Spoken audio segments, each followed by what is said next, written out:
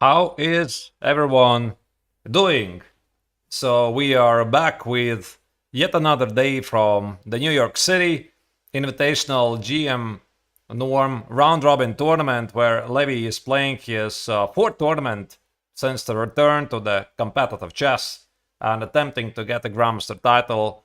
I'm myself Latvian Grandmaster Artur Nations. I'm his coach. We have been working together for the past several months. And yeah, we're in for a treat today because today it's going to be two more games. And yeah, a lot of action ahead. So the game already has started. There is a 15-minute delay due to fair play reasons. So the incoming moves, the video feed is gonna come in after 15 minutes. So I will have to actually scroll back the live video feed that I have to 15 minutes so that you don't get spoiled what is happening there. But all of my interaction with the chat is gonna happen real time. So both Twitch and YouTube of Levy's Twitch and YouTube channels. Hello to all of you. Also, I'm streaming on my own Twitch channel. If you want, you can check it out. GM Nations is my name there. And yeah, it's gonna be a long day. So far in the tournament, Levy has had a pretty rough start. I'm sure that most of you already know that he lost the first two games. Different reasons why this happened. In the very first round against Jurabek Kamrakolov, he was maybe outplayed, but he had very good drawing chances and something happened before the time scramble. We're going to have to work on that. And then the second game against James Chirilov, the young American, also by the way a streamer, so it was essentially a streamer battle. Levy was winning at some point and it was really a very nice game, and then, well, then he lost it. Yeah, so unfortunately he rushed at the wrong moment, 0 out of 2. It was really painful defeat.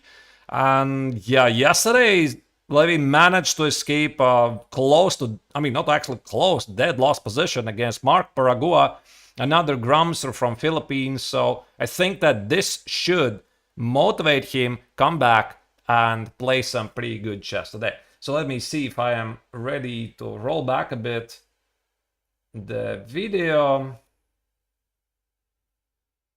All right. I'm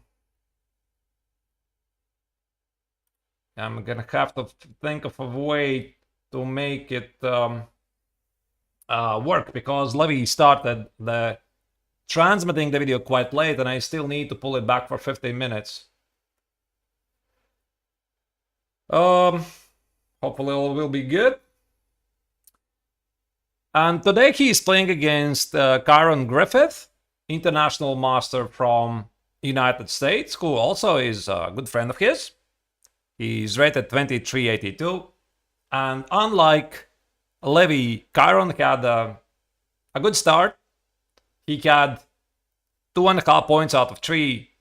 I think he won the last two games. Yesterday, Kyron had a very good day. He beat the young talent Lion Putnam with the white collar. Then with black, he outplayed the lowest seeded player in the tournament, Igor Kovalchuk, who was the last minute substitute. So right now, Kyron has 2.5 points out of 3. He's looking really good in the tournament. And for Levy, yeah, this is going to be a very principled game. Obviously, they're friends, but, well, sometimes you have to play against each other. There's nothing you can do about it.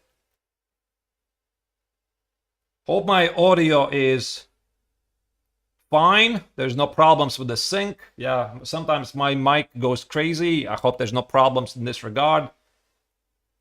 And we are going to be ready. Before the game, obviously, we talked quite a bit about what happened yesterday. And Levy he's okay. You know, I think that all of you saw when Levy was playing the round 3 game against Paragua, he was just not himself. He was not having a very good body language. And yeah, somehow the game was not going his way and he just made a couple of weird moves. And at some point he was simply lost. But he managed to recover. This, I think, is one of the most important qualities that Levy has gained recently. Just a sec, let me see. Just a second, I'm gonna have to just a second, I'm gonna have to fix the video feed. Maybe now it's going back a bit. So we're still not getting any moves. This was the live video feed. Probably I will simply pause for the moment. All right. Okay, let's do it like this.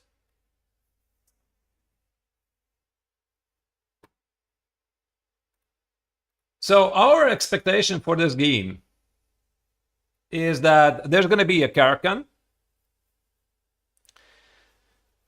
because Chiron really likes to play the 2 knights variation. He's a big e4 player, and when we looked at his games, we noticed that Chiron really likes to play e4, knight f3, and knight c3. Recently, he's been playing the advanced Karakan, e4, c6, d4, d5, e5, and also when we're doing the prep, I noticed that Chiron really likes to play the Trompovsky. So he's been experimenting quite a lot of d4, knight f6, and bishop g5. And this is what I talked with Levy. And I suggested, listen, that you should be ready for the Trompovsky as well. And Levy said, listen, I know Chiron a bit better, right? So he said, there's no way that Chiron is going to play the Trompovsky. And also Levy himself is a pretty big fan of the Trompovsky system. So he said, most likely it's going to be the 2 knights, Karakan with e4, c6, some sort of Caroline. And he has prepared the surprise. That's all you need to know. So we are going to have a look at it as soon as we are going to get the moves. Again, I'm trying to get the proper sync of the video with the incoming moves. I still can't do it. As soon as I will have it, I will restart the video. Again, the delay is due to the fair play reasons. I'm sure all of you are aware of that nowadays it is possible by a smartphone outplay the best chess players in the world by using an engine. This is illegal. And it's one of the massive problems in chess, not only, I mean, mainly online, but over the board as well. So naturally, no electronic devices are allowed inside the playing venue. I mean, you might be wondering where the video feed is coming from. Of course, this is an exception. It is double check with the tournament organizer that Levy is not getting any hints from the phone, etc. So all is good. By the way, how is my audio good? Because I'm getting a bit delay from my side. I hope you're hearing me just fine. I mean, this is weird. It started to appear during the last couple of rounds. I've been trying to fix it, but it keeps coming back. Hope it's fine. Hope it's fine. Yeah. So people say audio is fine. Thank you. Thank you. Yeah. I don't know why. I mean, I start the broadcast and suddenly it starts to delay a bit. It's weird. All right, let me see if I can get the video already up and running. So they already should be at the 15-minute delay, because Levy basically gave me that video transmission only 3 minutes before the start of the game. Not quite there yet.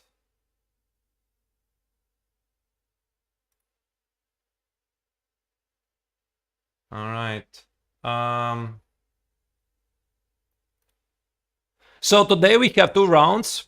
By the way, there was a question on chat about Levy's chances to get the norm. So unfortunately, he no longer can get the norm in this tournament. Why? Because he lost the first 2 games, and in the tournament he would have to get 7 points out of 9. This tournament is designed to give a chance for title seekers as Levy Rosman, as Kyron Griffith, and everybody else to play against 3 invited Grandmasters.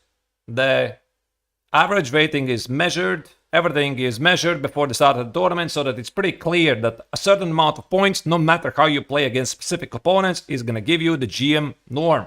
So 7 points out of 9 is the requirement, but unfortunately Levy already lost 2.5 points, so he can't do it. But again, it's very important to understand that it's not only about the norms, it's also about rating, because one of the requirements to get a Grandmaster title is the 3 Grandmaster norms, and there's the rating. Levy needs to increase his rating by 130 points. So ever since already his return to competitive chess, in 2 tournaments he got 50 points. So he was 23-22, now he's 23-70. In Spilimbergo, he stayed at the same rating. Here in New York, after the terrible start, he's losing about 7 points, which is nothing tragic. I mean, you have to understand, 7 points. This is also the deficit that he was facing in Spilimbergo before the final round match against David Alberto. He won it and he was equal. That's it, right? So it's not a tragedy. Levy is perfectly aware of that. Bumps on the road will happen. So now he's just focusing on playing some good chess. All right, let me see again if I can restart the video. Final. I know you're excited to see video. Sorry, guys. I mean, I didn't really have the video feed earlier. Okay, I think I'm ready. All right, sorry, I'm gonna replay a bit. Oh, now it should be more or less synchronized. The move should be incoming any moment, because now it's 15 minutes past the hour. And then I'm going to do a couple of tweaks, and then we finally can follow the game. As already said, I expect the Caro-Kann with either knight c3 or knight f3. Hikaru has been suggesting that Levy should include some more fighting repertoire with black, like maybe some Sicilian. We're definitely considering this. So, actually, I do not really think that the openings are the problem. Levy's aware of this. I mean, he said himself that the main problem is the decision-making, the calculation. You know, actually, yesterday he was very upset about his calculation. He said, you know, I can't calculate nothing in this tournament. I can't concentrate. And, yeah, so he was pretty upset. And I said, listen, it's not so bad. You know, as you draw it, you can calculate. It's just sometimes you disconnect. Maybe you can't fully concentrate for the game. I mean, there's no focus. So these are the things that we have to work on. But today, like I already said, he feels much, much better. Okay, so this we already saw. There's e4. Okay, now I think it's more or less okay. We are perfectly synchronized. Like 3-second difference, but we can finally follow the game. Levy plays the Caro-Kann. c6. He knows, I think, this defense at a very high level. There you go, knight f3. So currently the modern trend is, by the way, let me explain how the coverage is going to work. The live board is in the blue color on the top right corner next to my video feed. So this is where you can always follow what is the actual position. So you don't really have to ask me to go back and see what is happening over the board. The big board on the left, I will be using for analysis. This is not the live board. The live board is the small board on the right. All right. So currently the opening theory here is, the trend is that everybody likes to play d4, d4, d5, and e5. This is what Chirillov played against Levy. This is what quite a few players were playing against Levy in Italy. So the problem is that black only has 2 choices like bishop f5 and c5, and Levy's been trying to play both of them. There are tricks. Levy's preparation goes pretty deep here. So knight f3 is a pretty trendy move, because here, by the way, white recently has started to play d3, which is a bit odd move, hinting towards the endgame, which, by the way, is fully supported by chess engines. I have played this myself with white color. It's a very nice line. Obviously, black doesn't have to go there. So knight c3, this is the prep. So Levy played bishop g4. He has played a couple of systems. There's the knight f6 move. There's the d takes on e4, knight f6. So bishop g4 is one of the choices. h3, takes, and knight f6. There's the surprise. This is the opening surprise. Levy was ready for this line. Obviously, he knows Chiron really well. And Levy's plan is to give up the two bishops, have the space advantage, and maybe at some point grab the center. Depending, of course, how white is going to play. Black would play most like d4, e5. Many openings, modern openings, they feature this so-called minimal advantage at the professional level, which is called the two bishops, right? There you go. White has two bishops, the position is symmetrical. So you're thinking, how is this a minimal advantage? Well, then you have to have a good understanding of chess professionals' mind, because chess professionals are thinking, I have two bishops. They better operate in open positions. So in the long run, the position will open up. When the position will open up, the power of the bishops will increase. So maybe somebody could argue, yeah, but what about if I keep the position closed? The knights better operate in closed positions, right? Yes. But then again, you start to think about your own games. So dear viewers, you can think about your own games and you can ask, how many of your games have remained closed until the very end? Think about it. How many have the closed character of your games until the very end? And you're going to realize, actually, none. I mean, almost none, right? Those positions, they tend to open up at some point. And this is exactly why, in the past decades, the understanding that the two bishop advantage is the so-called minimal advantage in the hands of a competitive player, because in the long run, if you're skilled enough, if you know how to operate them, you will open up the position and then you'll use the power of those two bishops. Now you know. This is the secret. G3 is one of the moves here in this position. So white is attempting to play bishop g2, shoot castle, maybe play d3 or something. So for example, what white wants? White wants to go here. Takes.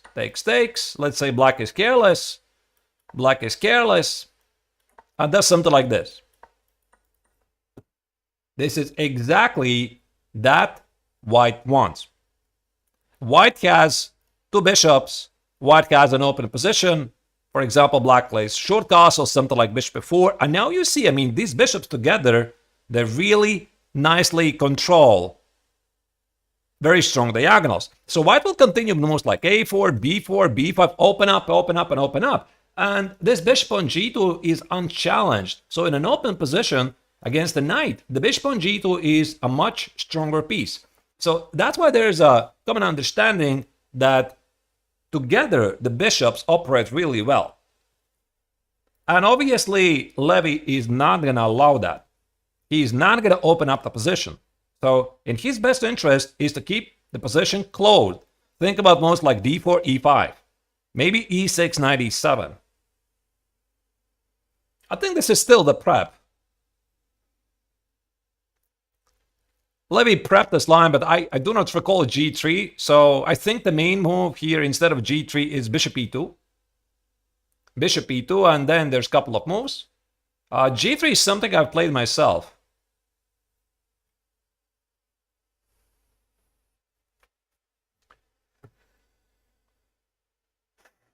How is everybody doing, by the way? So, hope you're in for a great day. And thanks to all of you who are following us in the first rounds. By the way, make sure to check out the recaps of the previous rounds.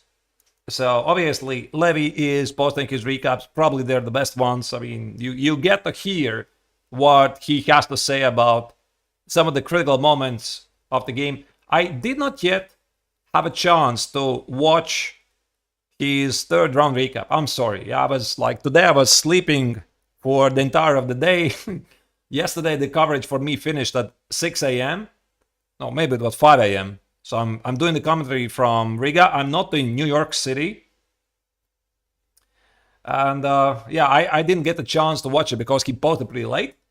But I'm also making recaps. In case you're interested, you can check out my YouTube channel. You can find me there by the username GMNations or GMNations, whatever you spell it. It doesn't matter. I always do recaps of Levy's games, and probably at some point I will also post some more interesting insights from our training process. I mean, obviously, I'm not gonna post the entire videos because Levy is already doing that from our training sessions. He's posting these videos, some of them on his YouTube channel, but all of them to the Patreon. So you can check it out. Obviously, in case you didn't know, Levy has a Patreon page. And with all kinds of access, you get pretty cool features. You get access to cool features. All right. So yeah, e5 is part of the plan. I think so, at least. So Levy wants to close the position, and I think the logic here dictates that e takes on d5 should be played. But you know, it's a bit tricky because e takes on d5, c takes on d5. You kind of want to open up the position, but at the same time, you give up a center to black. For example, you play bishop g2, black is going to play e4, you play queen e2, black is going to play knight c6, and yeah, I mean, you do have those two knight bishops, but what about the center? So something like d3 and bishop e4, and especially this is scary if your opponent plays it so quickly, right? Definitely the guy knows what he's doing. So if I'm playing with white, I'm definitely considering e takes on d5. I'm just following the logic. I have to open up the position. So I don't think I'm even thinking about something modest as d3. Bishop g2 does make sense, but I'm thinking about opening this couple of diagonals.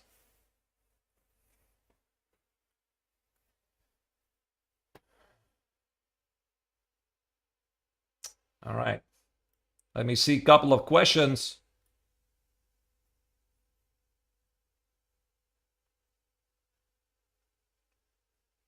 Yeah, I have a good view of what you are writing there on Twitch and YouTube. So hello to all of you. Hope you're having a great time.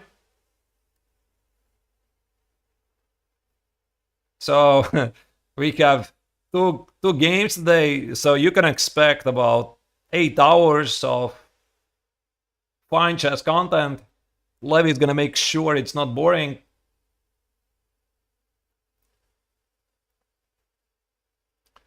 Yeah, in case somebody didn't pick it up, Levy lost the first two games and drew the third game.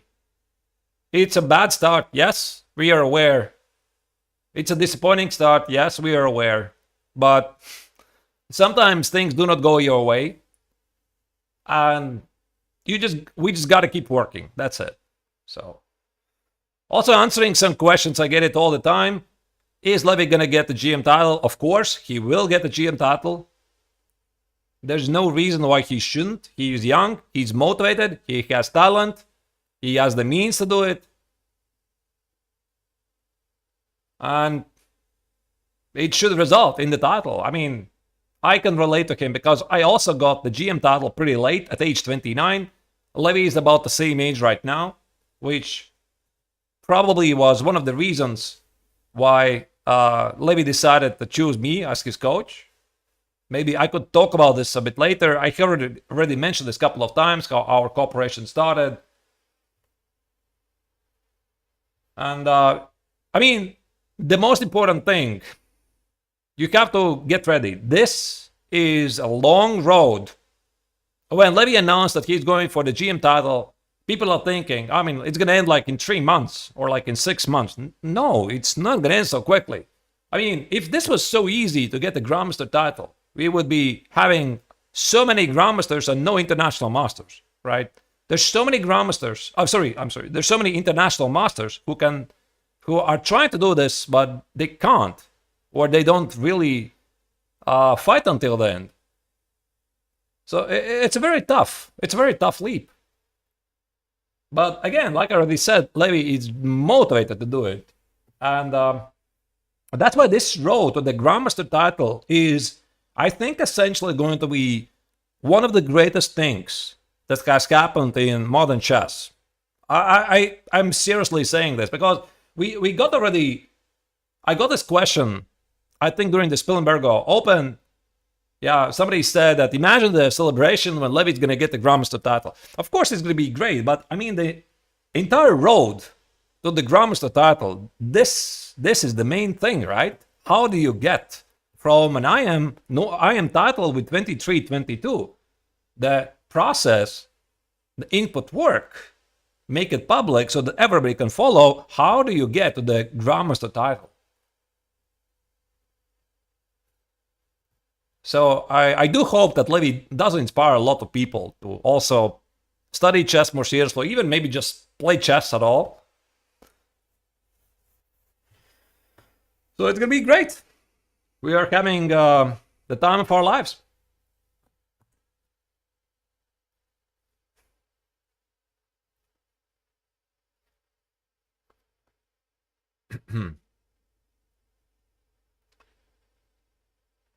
What is Levy's record against Chiron? Ezra Schwartz is asking on YouTube. To be honest, I did not check. Yeah, I didn't really check it. But he knows him really well. They're friends. They are international masters, about the same rating, about the same age. They are from the same city. So Chiron right now is doing really well. So maybe he has a shot for the GM norm. Also, I would like to, again, mention the pretty obvious thing is that no matter how much we are cheering for Levy, we always respect the opponents. And keep a friendly atmosphere. Why does Levy like the Karakan this much? Is a question on YouTube. Well, he just does.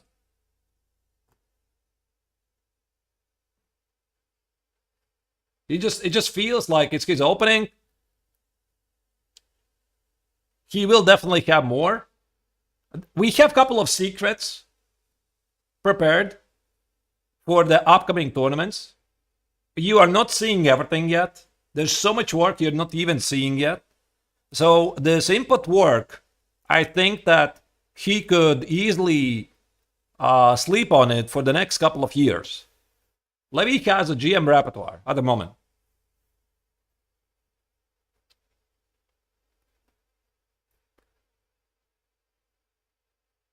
And here, Chiron is not yet making the move. He's not sure. Bishop g2. I don't think it's the best move. Now, probably Levy will attempt to keep things close with something like d4.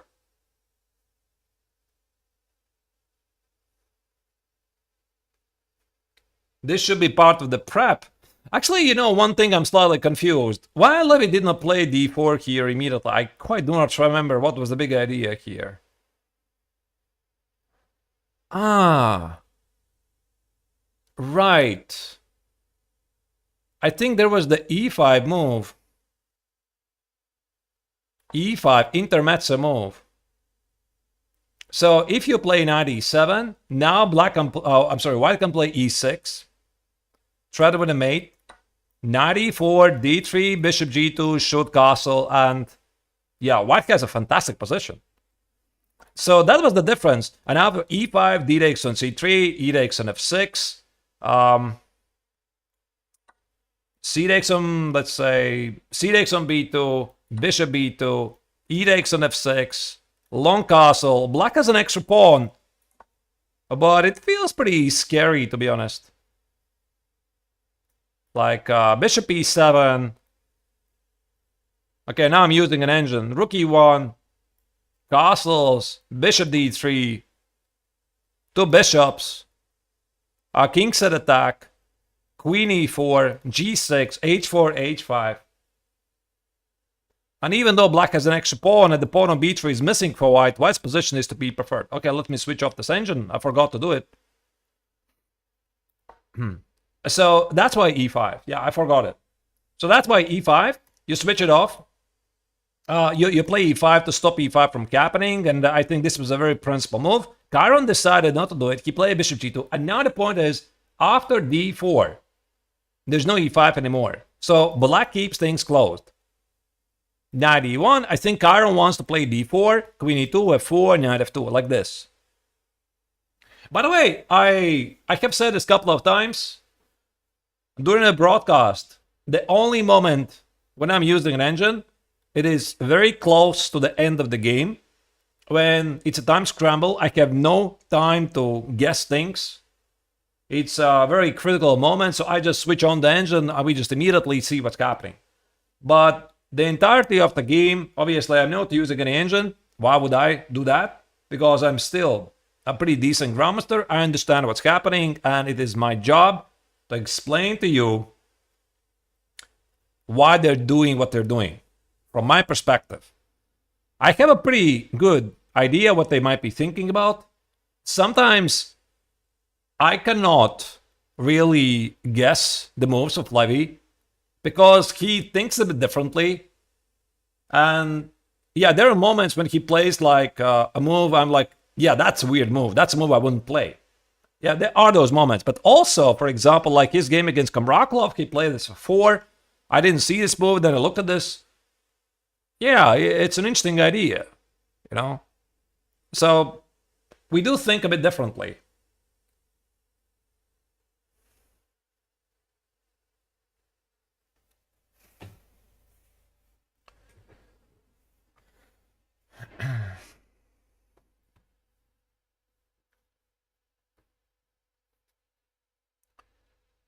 All right, so I think here Levy wants to play something like c5, knight c6, if I'm not terribly mistaken.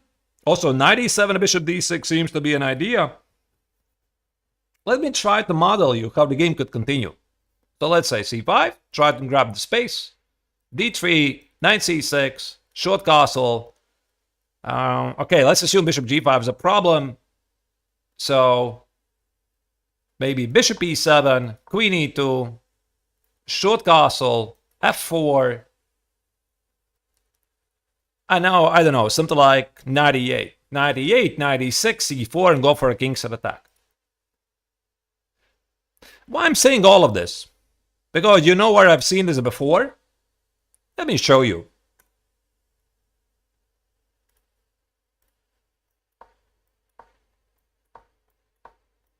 I'm showing you one of the most famous variations from the King's Indian defense.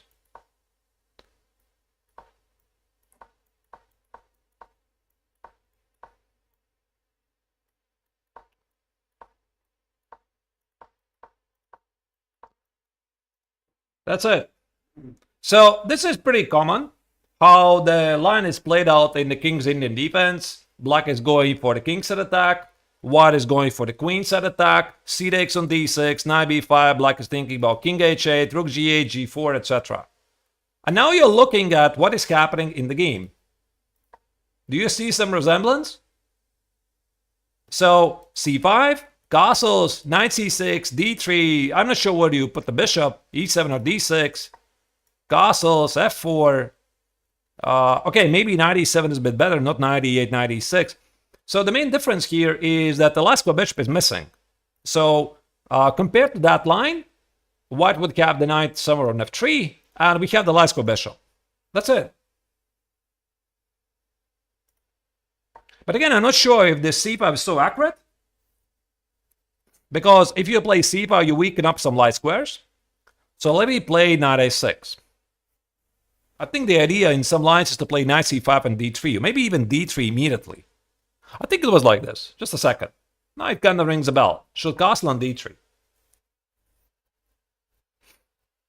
So the point is queen d3, c takes on d3. There are moments when you play knight c5, anchor the knight on d3, and ask quite a lot of questions. Again, you have to understand what happens after something like d4. So this knight a6 is a nice move. He kind of implies that there might be d3, maybe even knight b4. Yeah, by the way, knight b4 hitting the pawn, like here. Knight b4 hitting the pawn. How do you defend it? Not so clear. So if Karen wants to stop this, he's going to play d3. But now this allows Levy to give the check on b4. And if white trades the bishops, do you remember the concept of the entire line? Why would white do that? Because if he trades the bishops, he loses his so-called minimal advantage, the two-bishop advantage. And the bishop on g2 is pretty bad. It's staring at the pawn on e4. So even here, if the position is closed, Chiron wants to have the so-called minimal two-bishop advantage. He wants to play castles, queen e2, d3, f4, maybe at some point play h4, bishop h3, activate the light square bishop, and then the position is going to open up, and then he plans to use those two bishops.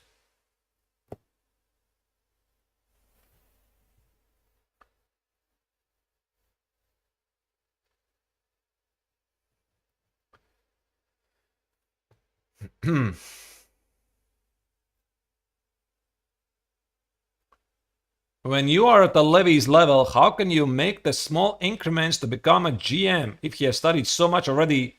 Luke MC 2002 is asking on Twitch. I think that this eventually goes to the question. I could paraphrase the question. What's the difference between GM and IM? What is the difference? So mostly grandmasters, they understand things a bit deeper. So they understand some elements a bit deeper. Obviously, the opening could be at the grandmaster level a bit better, but it's not really granted. Mainly, it's the better calculation, the better feeling for certain positions, definitely a stronger intuition, and possibly also the decision making when you are under immense stress. But this is a problem at the moment for Levy. How Levy is making the decisions when he's under stress. But he has come a long way compared to how Levy was playing 2 years ago, when he would very often collapse, when he was under a stress, and compared how he's playing now. Even here in New York, he gets bad positions, but he fights back. He already has shown that he can do it. So Chiron played Shook Castle. This means he's not afraid of knight b4.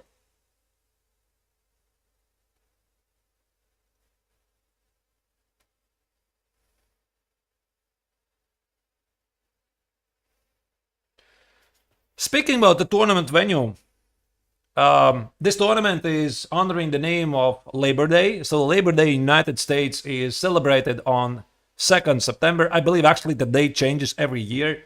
Me as a European, I don't really follow. I think we have our own Labor Day, at least here in Latvia. To be honest, I don't know when it's celebrated. And the tournament venue is Marshall Chess Club, located in New York City.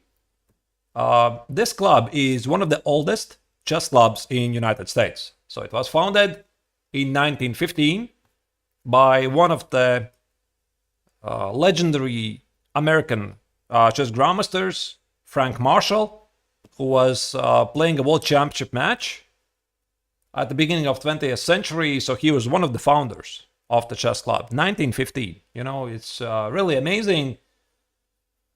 I've never been myself in Marshall Chess Club. I assume it's located somewhere in Manhattan. I do not know. I haven't really checked it. I promise I will. I kind of already said it the last time. I've been myself in New York only once, about 13 years ago.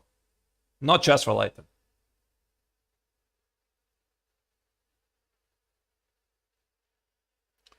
So Levy's playing at home.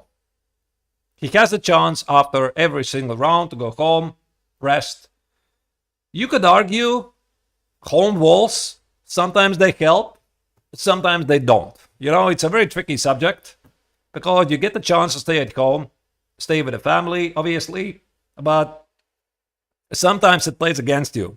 I mean, I'm talking from my own experience. When I'm playing in Riga, and I'm from Riga, which is the capital city of Latvia, mostly all of the tournaments I'm playing in my hometown, they're pretty bad. You know why? It's my experience. It's every day's troubles always follow me in the tournament. Every day's troubles. So that's why sometimes when I'm playing a tournament, I prefer myself go away somewhere so that I just can disconnect for everything and I just focus on the tournament. So if I stay at home, it kind of comes together. But I'm probably the only one. Now the question is what Levy is going to do. Is he going to play d3 or knight b4? Because if Chiron will be allowed to play d3, queen e2 f4, he kind of gets what he wanted, which probably is also pretty fine for Levy.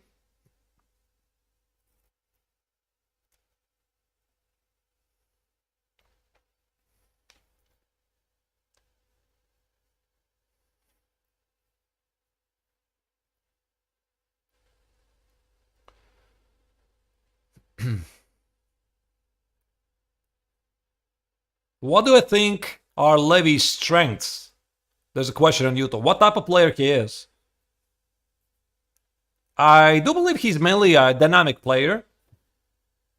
He likes to play a bit sharper chess. But I've been working a bit with him on some more positional chess at the moment. Because I feel that this is quite a bit lacking in his play. And I think that if you want to become a grandmaster, you have to be you need to control both styles of the game, the positional chess and tactical chess. By the way, did you know that when Michal Tal, the magician from Riga, the former world champion from Latvia, when he became the world champion in 1960, he was a true artist when it came to attacking, but he was pretty bad at positional chess. And only later, when he started to work together with Anatoly Karpov, the future world champion, Tal became an amazing positional player. And he became much stronger than he was when he was a world champion, which is a bit paradoxical, but that's how it goes. Levy is very good in endgames. He has a very natural feel for it. He does not calculate well. So we are going to work on that.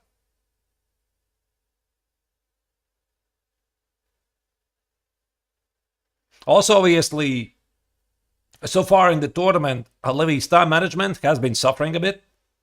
He's spending a lot of time on simpler decisions, or he's sometimes rushing when this is the moment when you need to think. So this is something that he needs to find the perfect balance, when to spend time, when to play by hand. And it's so actually difficult to explain it as a coach, right? I mean, when is the right moment? So it's a work in progress.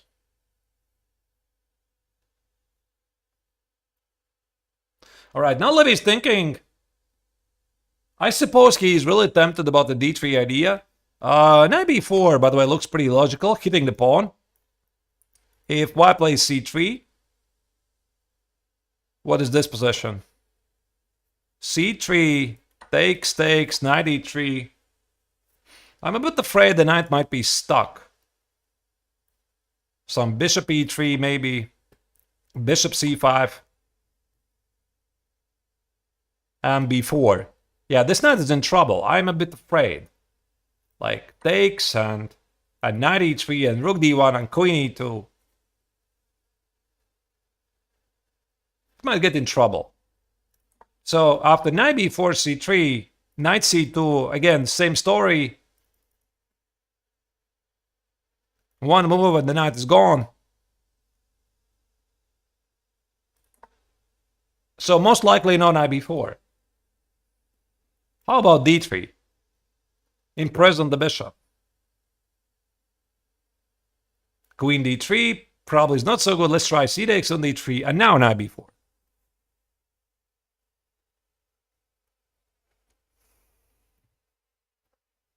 Levy just played something.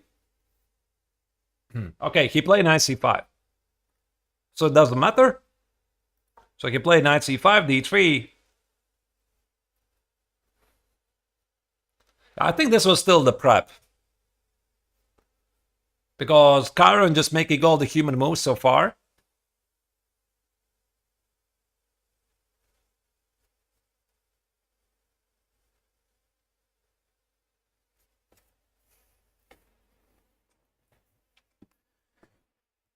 So for white, the next moves are pretty obvious.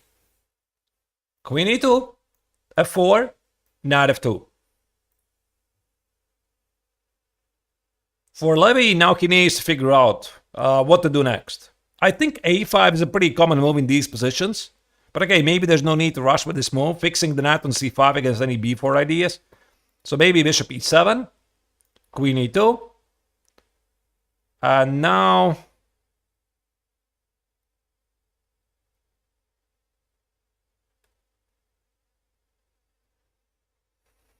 castles, f4, and knight e7. And then play a5, a4 at the queen side. Yeah, it's a bit easier to play with white. White's gonna play knight f2, h4, bishop h3.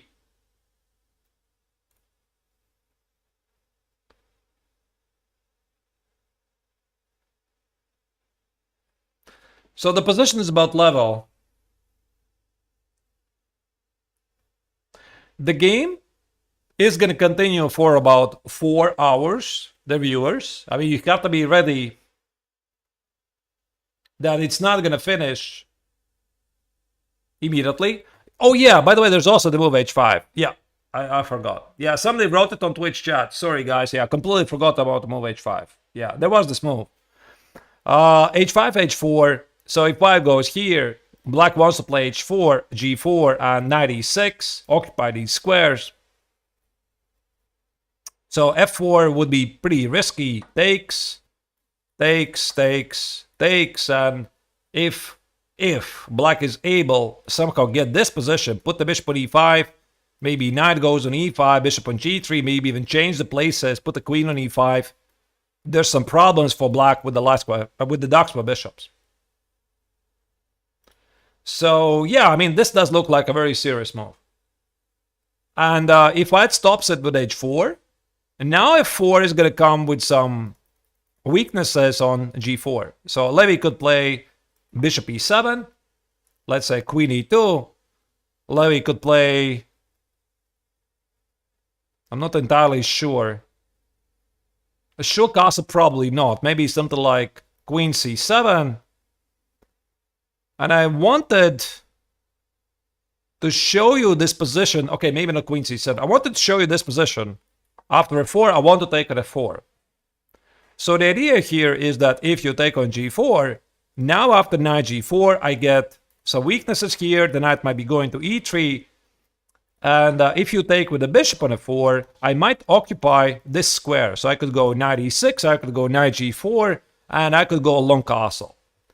The thing is, I'm not entirely sure what to put a queen. But it's knight c5, I think that was the idea, to put the knight on e6 with h5, h4 to fight for these dark squares. Now it kind of rings a bell.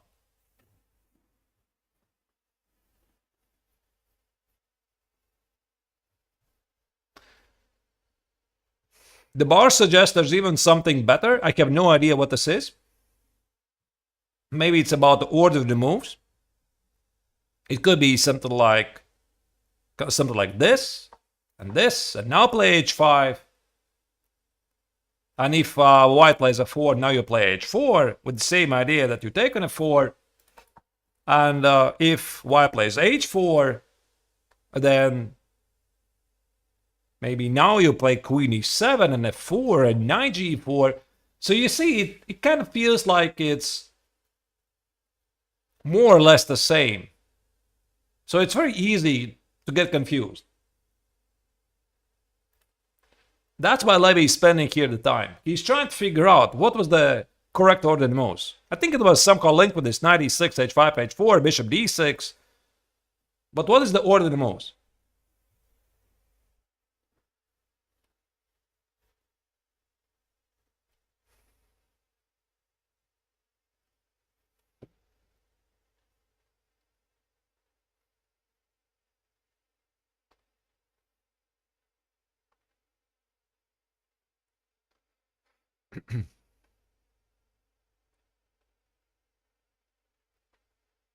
What is my favorite game of chess ever? Flaming Cat is asking on YouTube. You mean a chess game, a single game ever played? I think Michael Tal's game against Hecht. 1962? 1962, I think. The legendary game Tal against Hecht. Everything is hanging.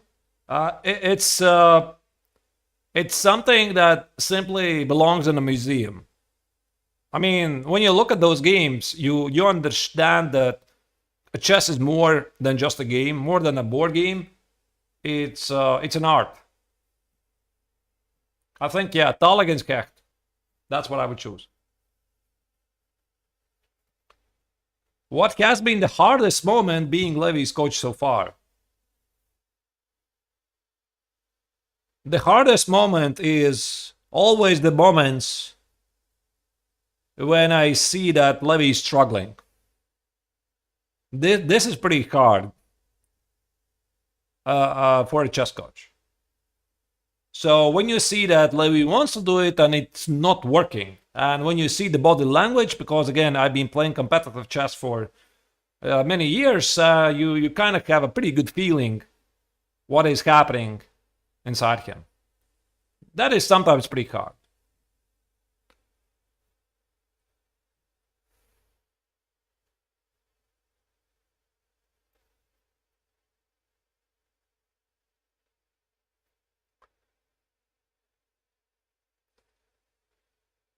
So there's a question, not a question, but actually comment at Twitch. Engine wants to play a5 and a4 to grab space. Yeah, engines like these moves in general. Like grab space and then do something, but I think that Levy needs to figure out what to do with the king side.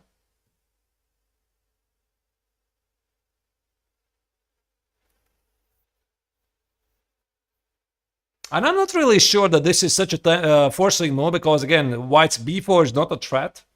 So you can always play a5. And if you play a5, a4, are you really going to castle long? Okay, maybe Stockfish is going to do it, but for a human being, you don't really want to raise the so-called umbrella in front of your, on top of your head, do you? Right? These pawns, they shelter your king. You push them forward. This means your castling might have consequences.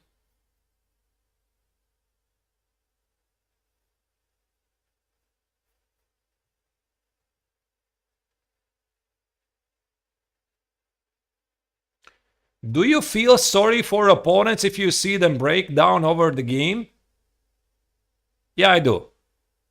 I think it's one of the... We're human beings, right? And that's why sometimes you can also sense the pain in the eyes of the opponent. And as, it's h5, by the way, is played. Especially when you play the game which is for your opponent very painful. And the guy is basically collapsing over the board after the game because the game was very important to him. I think it would be really stupid, after the game to go, yes, I did this. It's just, who would do that? So you respect your opponent, always.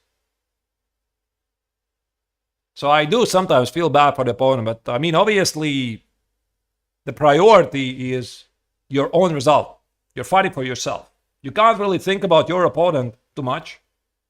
Focus on yourself, but respect the opponent.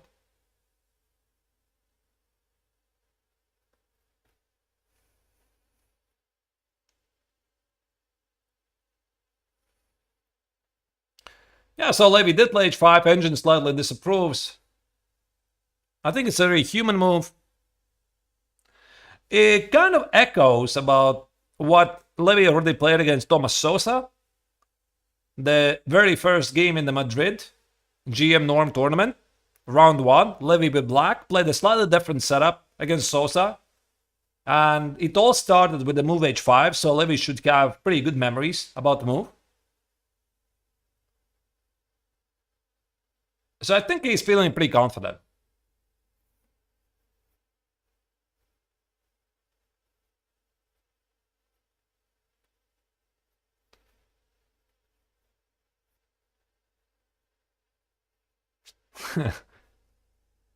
Like that YouTube short where rapper apologized for winning. Okay, I don't think we have to go really that far that you have to apologize for winning the game. It's just, you respect your opponent. You feel your opponent is in pain. You try not to make it worse. I mean, this is a human thing, no?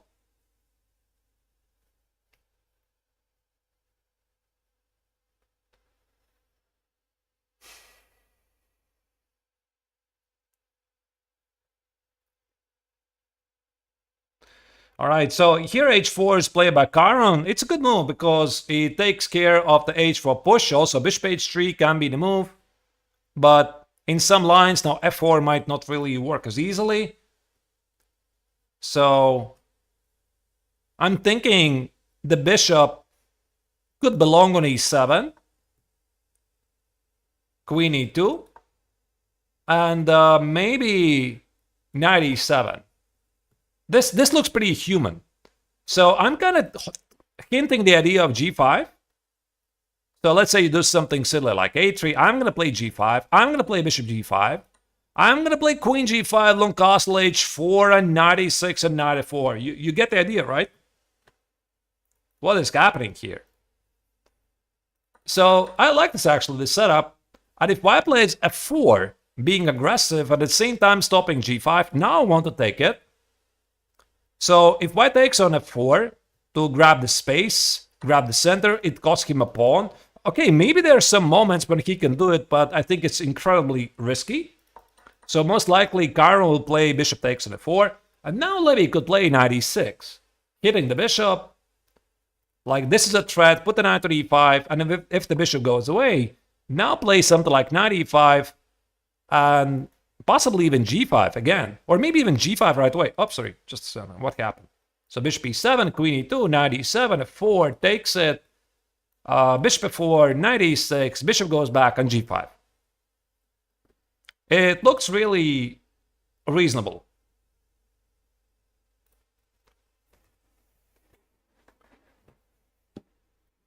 Is talent a key factor to become a GM? Define talent. What is talent? I think the times that this is like history, that you could get a lot of success based on talent. So talent, it means you learn things very quickly, you memorize things very quickly, somehow chess comes to you easily. And some of the greatest talents in chess, in the history of chess, I could probably name Jose Raul Capablanca, who was like really good at positional chess. Success was going to him easily, compared to some of the hard workers like Kasparov, like Alekhine. But Garry Kasparov once said, famously, that the greatest talent in chess is the ability to work hard. So in general, the requirements to become a grandmaster. So let me just try to name them. Okay, the talent. What does it mean? It means that you are capable of playing at a high level. So if you are already an international master, I mean, you should be able to get a GM, no? It's not really such a big difference. Levy is an international master. He became an international master at a pretty young age 21, 22, I already don't remember. So that's not a problem.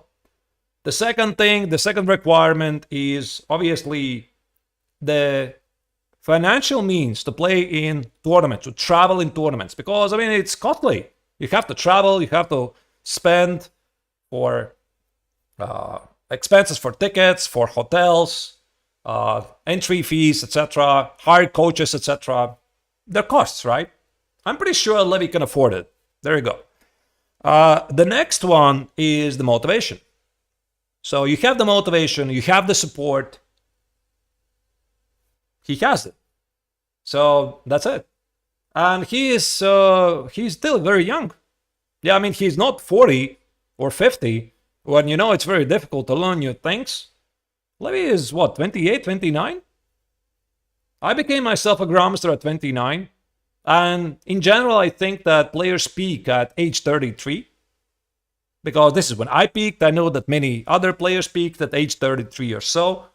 So Levy has at least good 4 years. And then he can reevaluate his progress. So I'm absolutely confident. Yeah, he can do it. He will do it. Queen e2 is played. By the way, Levy played Queen d7.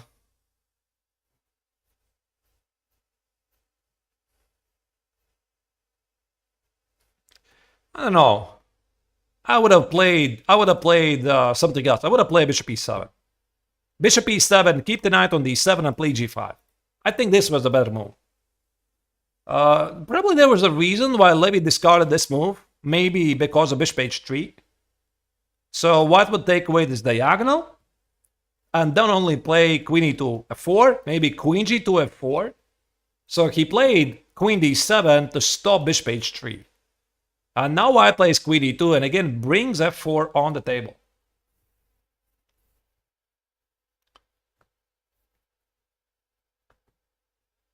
In my chess career, who is my nemesis? Actually, it's a very good question because maybe it doesn't really matter about my chess career. But most of the players, they do have their nemesis, right? The players, they're always not performing well. I've had a couple of opponents I've been performing against pretty badly. I suppose it's because of the playing style. Something just doesn't connect. Speaking about Levy, I have no idea. You know, I have to ask him. Who is his opponent who he really can't play?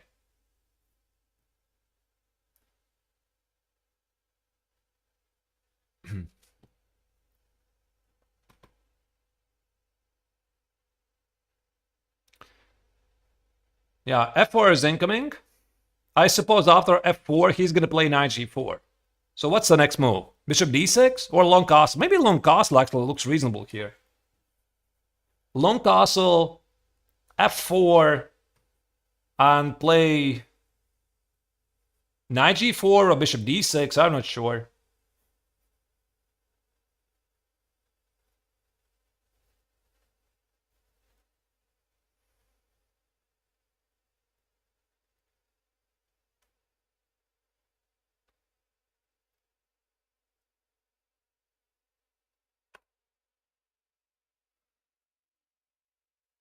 Levy's biggest opponent is his mental. Levy's biggest nemesis is himself. Yeah, I already read a couple of comments. Actually, it's kind of a joke, but I don't think it's very far away from the truth.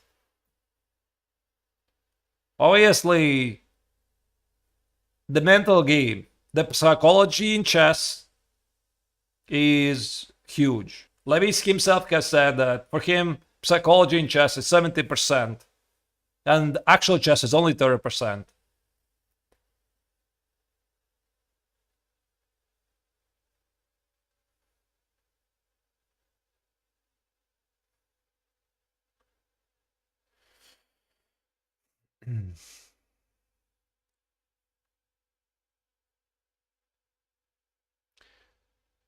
All right.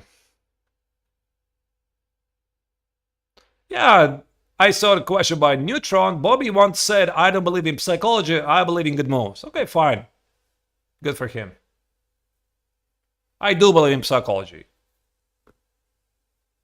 I'm just not sure about the number. Maybe it doesn't even matter. We just recognize it's important. The body language, your mental attitude, your resilience to difficult moments, how you overcome painful losses. It is very important.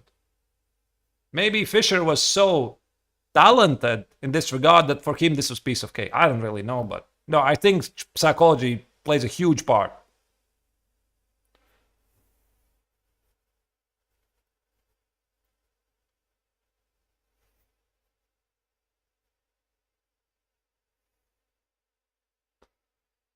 All right. Yeah, Levy spending some time here, 1 hour and 2 minutes on the clock, so he's falling behind.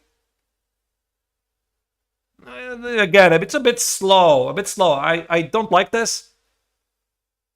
Again, there's nothing wrong with the speed, but I mean, still, this was the prep, right? This was the prep. D4, move 7, couple of obvious moves, and Levy has half an hour left. Now, where this time disappears. So he needs to find a way. These moves, that transition from opening to the middle game. So this is very often like a black hole where time for Levy just disappears, and then later he doesn't understand what happened.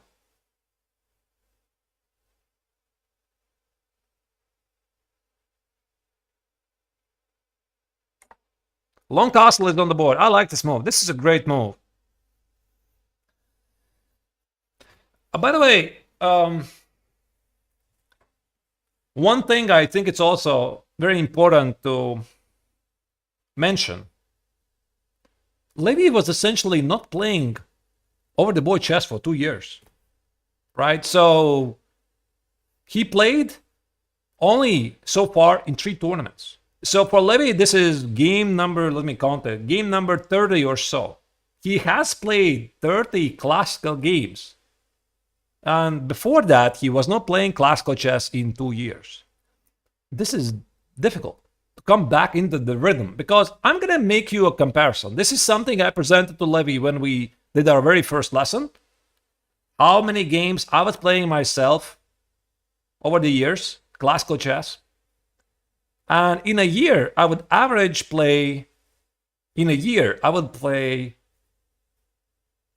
70 to 100 classical games. Levy has played 30 games so far.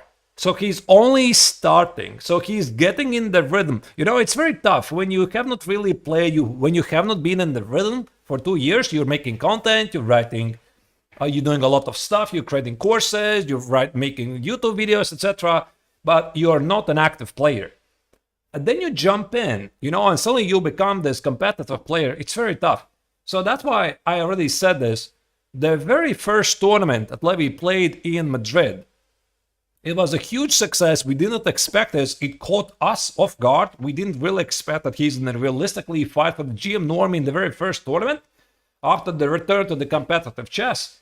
But the problem is that this very first tournament, it immediately subconsciously set the bar very high for Levy.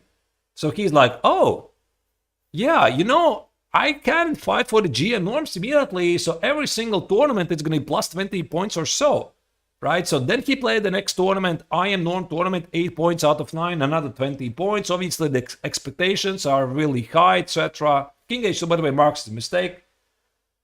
And I was always telling to Levy is that calm down.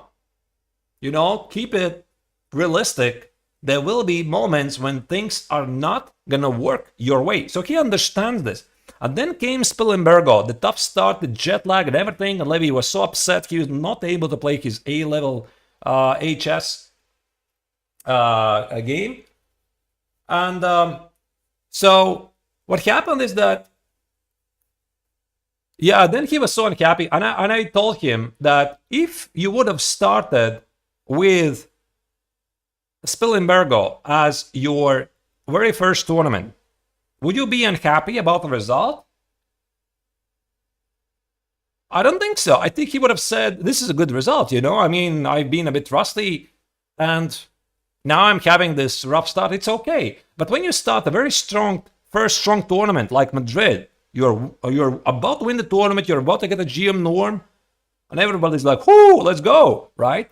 Then the bar is immediately set very high. Now is the hard landing, you know? Now it's the realistic hard landing. So everything is good. Losses will be part of the road.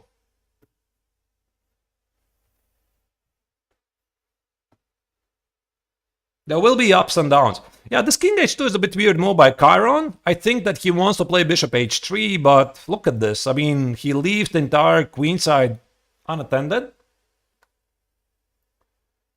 So king h2, knight g4, king h1. So I think Chiron wants to play f3, king h2, and bishop h3. So Levy could play bishop e7, threaten to play g5 at some point. So most likely Chiron is going to play f3. And if Levy retreats with the knight, Chiron wants to play king h2 and bishop h3, and then play f4. This is what he wants. Why the engine marks this as a mistake? Because engines are silly. One thing you have to understand how the chess.com evaluation works.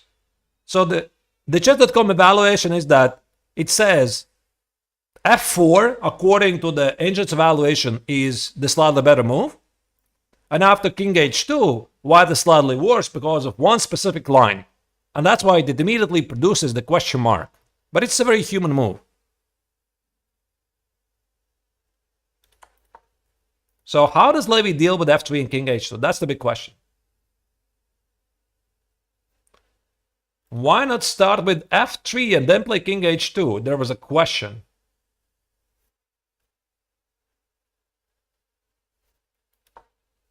Because it looks weird? I don't know. Because it looks weird, I suppose. Why would you play f3? But to be honest, I don't know. Yeah, it makes sense, yeah, to do exactly the same. I don't know. So, king h2, knight g4, king h1. Maybe Levy can sacrifice the pawn somehow, somewhere. Can he play, by the way, a bit aggressive like f5? I know this is not how it's supposed to be done. You don't want to open up the bishop, but this is a very concrete position. Like f5 and take it and queen f5 and after f3 I wanted to go knight e3, sack the pawn and whatever. Yeah, but okay. I see the bar hates it. g5 might be a move at some point, indeed. So maybe bishop e7, f3, maybe knight h6, king h2. By the way, watch out. I mean, f6, knight f7, g5 would be a nice idea. You need to watch out for this idea. Luckily, black has knight e6, but this bishop on h3, it feels very unpleasant. We'll see. I would say bishop e7. g5, the pawn sacrifice immediately. No, it doesn't feel right.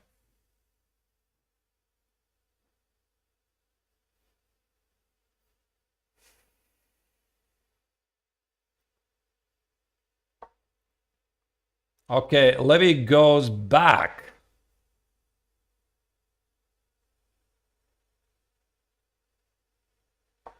What? What is this? A silent draw offer? Come on, guys. I don't think this is ever going to happen.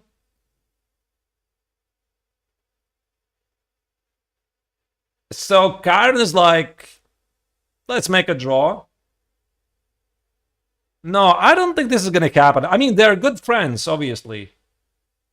You know, it's a tough thing.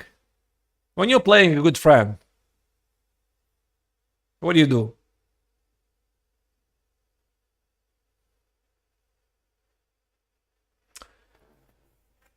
I mean, Levy obviously should continue. Not because I mean, he's fighting for the norm. He's not fighting for the norm. Every single game is a valuable experience for him. This is the first game of the day. The position is good.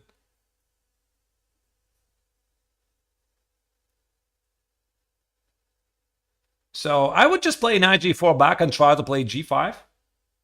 King b8 is also a move. King b8 and see what happens.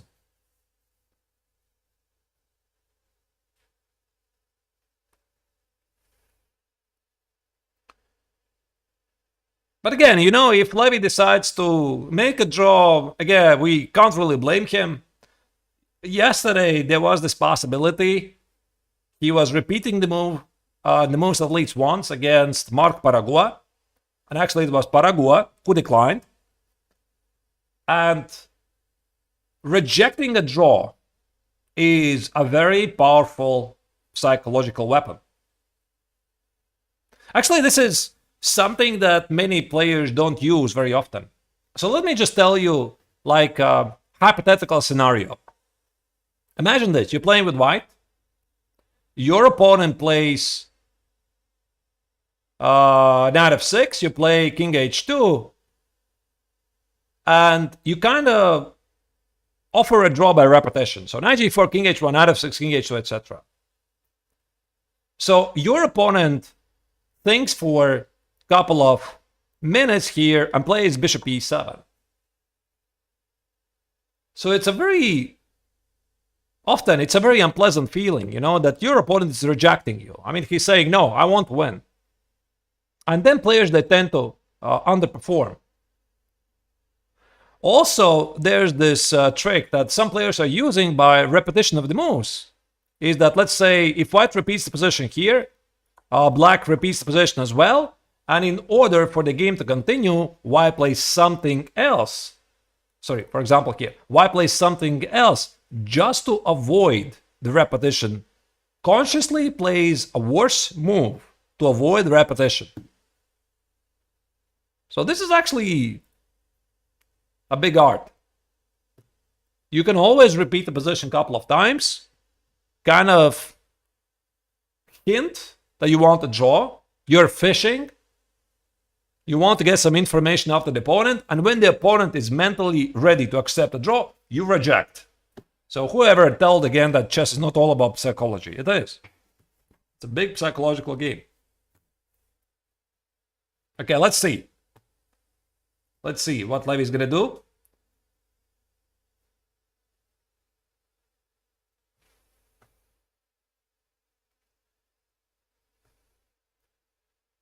Repeating the moves very often is a famous strategy when you're in time scramble.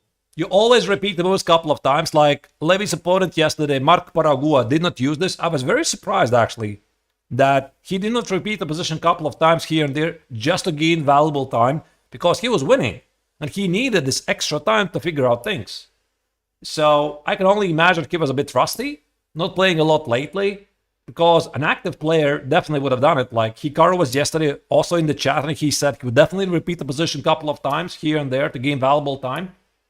So this is one thing. And the second thing is, when there's a second time control, like after move 40, you get more time. If you repeat the moves here and there a couple of times, you get closer to the next threshold. But here we have no second time control. So the position repeats. Now the big question, what's going to happen? Levy's thinking about this. A huge moment here. Is he really going to do it? I see no reason for him to do this. But again, if he's going to do it, It means he's happy with this.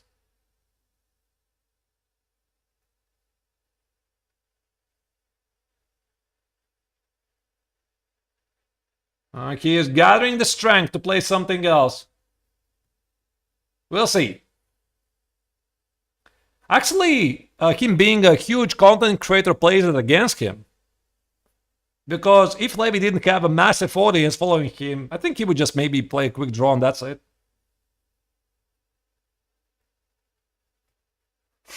Now maybe he's thinking, what I'm going to make in the recap, you know? I'll play the quick draw.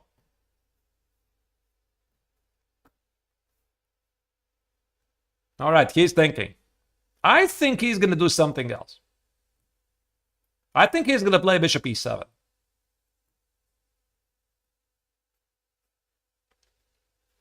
Chiron is ready to make a draw.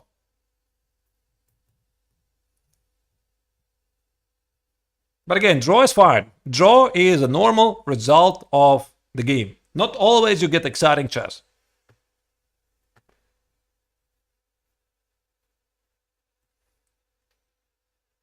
There's a couple of very famous variations, like the Berlin variation, queen e4, queen d4, queen e4.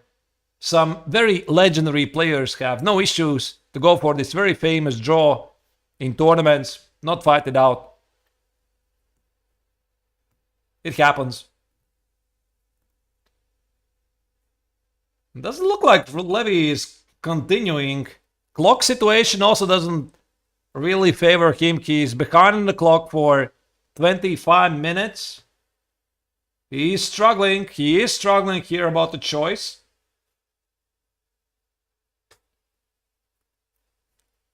I still think he's going to reject.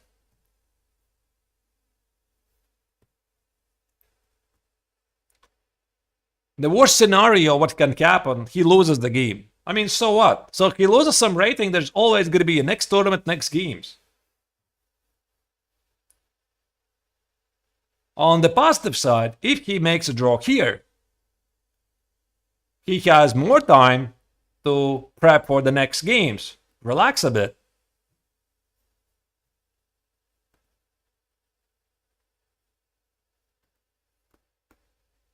So there's pros and cons.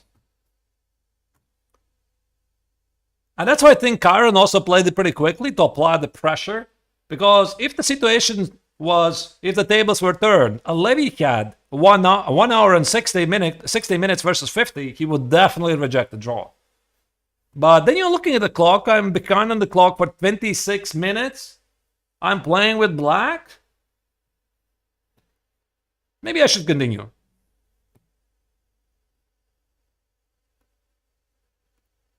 We're going to get our answer pretty shortly. I don't think that Levy here is going to sit on the next move for the next 10 minutes.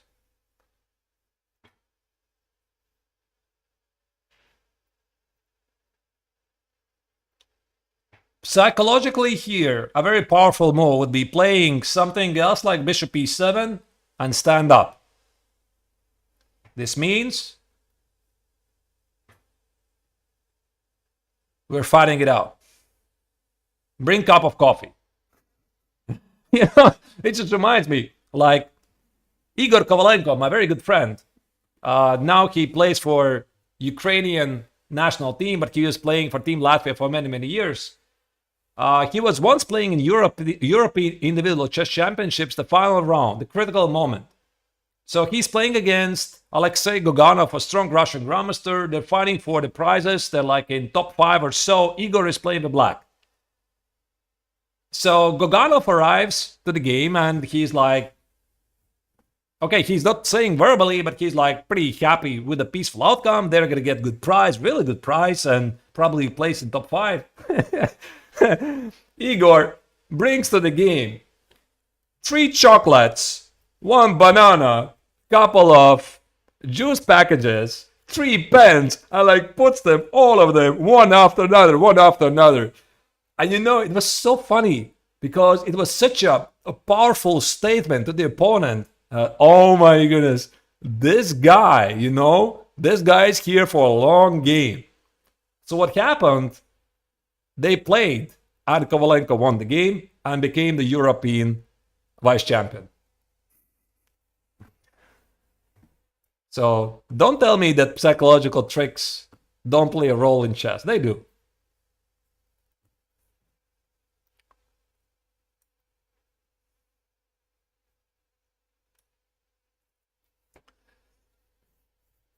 All right. I think Levy is gonna reject it, but you gotta do it pretty quickly. No need to sit in for another 10 minutes.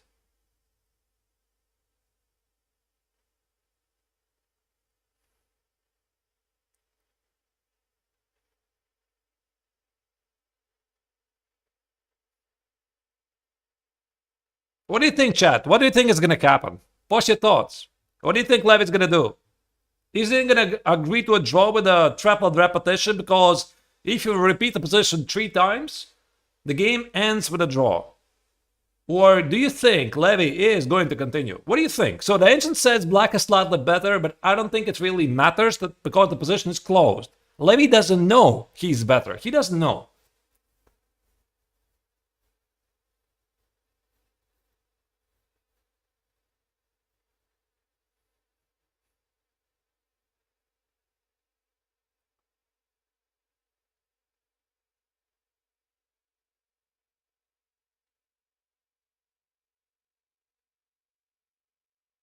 I don't know. I can't get a read on Levy. I think he is a bit of conflicted feelings here. I mean, he's thinking, obviously, if he's going to reject, what's he going to do? So he needs to come up with a plan.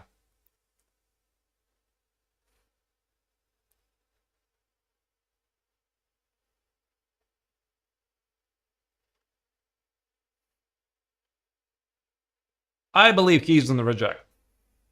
But I won't be disappointed if he agrees to draw. Or maybe actually, Chiron is going to pull the unit reverse card. And after Levy repeats the position, Chiron rejects the repetition. This is also a very powerful strategy. Like you make your opponent believe that you're ready to make a draw. And let's say Levy plays knight f6, like, okay, let's make a draw, and Chiron plays f3. I've seen this happen so many times.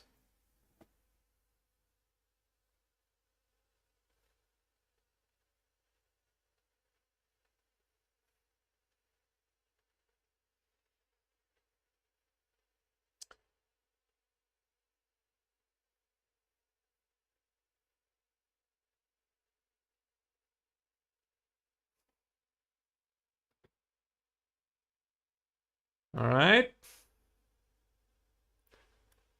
You gotta make a move.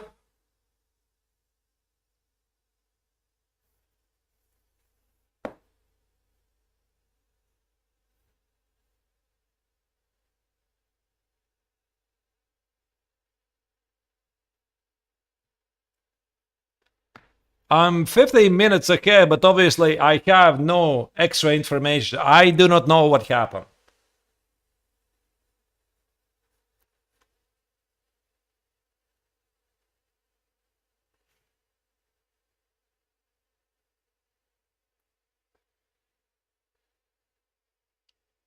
Levy still has plenty of time. So if he's going to reject the draw and play bishop e7 or something else, I'm pretty sure that Chiron is going to burn a lot of time because it's not easy to recover after a rejection.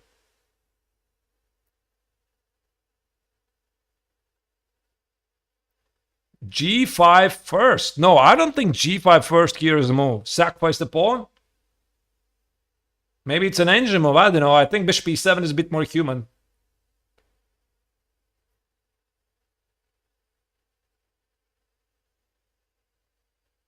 I think the best move is bishop e7. Maybe f6 is a move. f6, knight h6, knight f7, king b8, and play g5.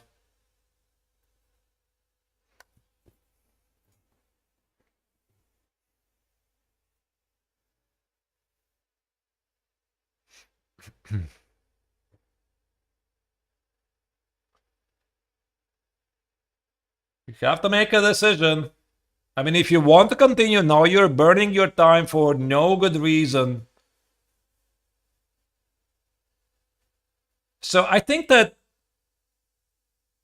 the opening is a success to Levy. Even without looking at the bar, he got the fighting position. He got the space advantage. Exactly what he was looking for.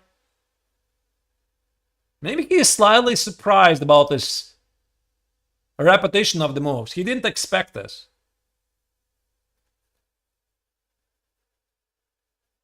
And that he has a hard time to reject it.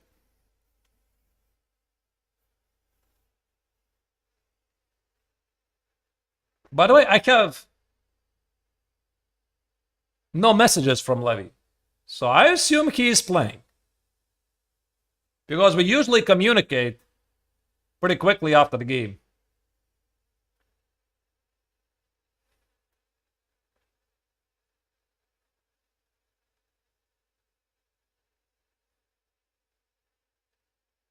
Now the body language, I think it says that he's going to reject. It looks a bit more composed.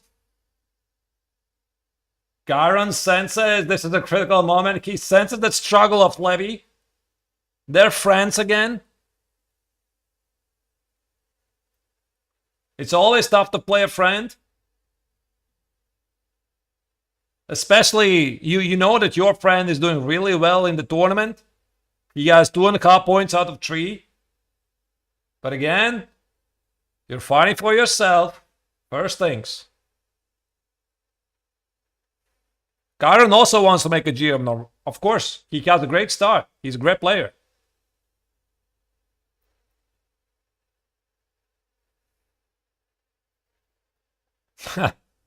Teach him about the time management. Niels is suggesting on YouTube. Do you really think we have not talked about it? We have talked about it a lot.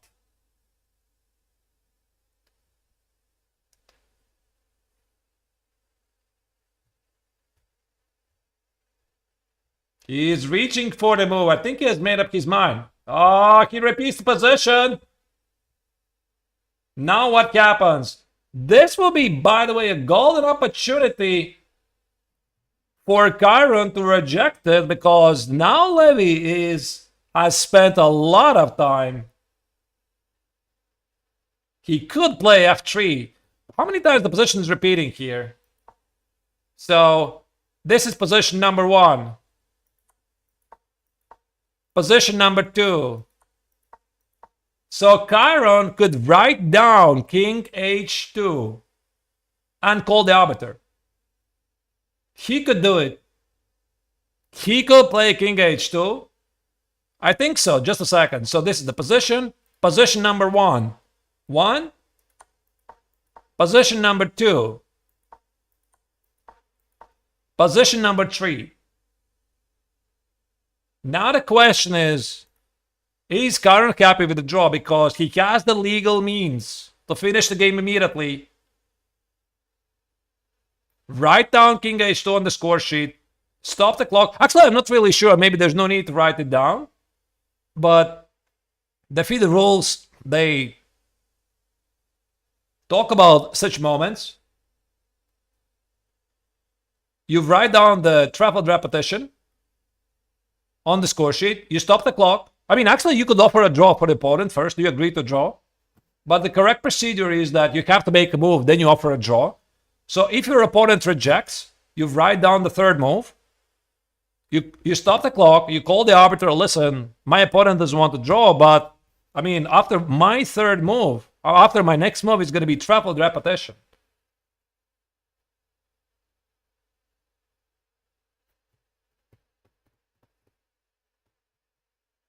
I don't know. I mean, Chiron could reject because he's having an extra half an hour on the clock. But I don't think he will reject.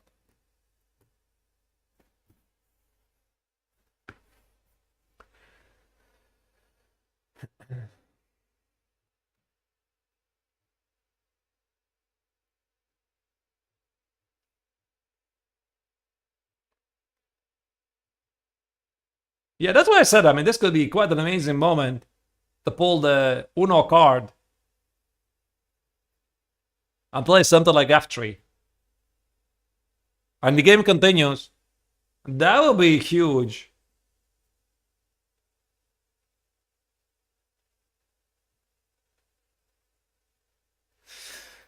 So I think that Kyron right now wants to understand. So if he makes a draw, how realistically is he fighting for the GM norm? Because the norm for him, he's also fighting for it, obviously. What do you think he's doing in the tournament? For fun? No, I mean, he's fighting for the norm. So, okay, Levy can't make it. So Kyron can make it. So you have to get 7 points out of 9. He plays with white. What do you do? So maybe this is like a huge psychological game from Levy. Levy's like, okay, you know, I don't mind a draw, so it's up to you. You want to reject it, it's gotta be you.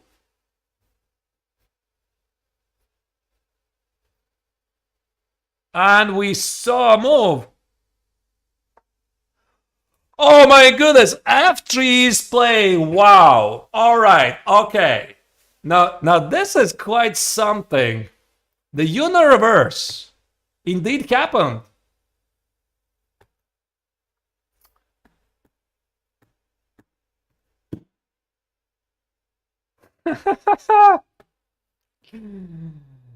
But okay, it means the game continues. That's why I was telling Levy shouldn't really be feeling about being too comfortable here.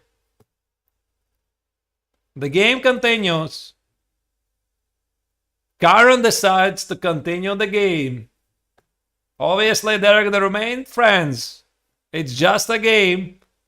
But you shouldn't be thinking about this when you're playing the game. You're playing against your good friend. You shouldn't be thinking about how you are not going to outplay him because it's all, everybody is playing for himself in the tournament. This was, from Karen's perspective, this is a pretty nice idea. Repeat the position a couple of times, extract extra 20 minutes from Levy, and then reject it. I mean, I told you this might happen. So Levy here spent something like 15 minutes getting mentally ready to agree to a draw, and then he got rejection. But okay, he played bishop d6 pretty quickly, so everything is good. The position is still good. Now I think king h2 and bishop h3 is going to happen. So I think right now they are emotionally pretty equal. So both of them realize that the game could have ended with a draw. And both of them understand that the game has to continue. This is also going to be a good lesson to Levy.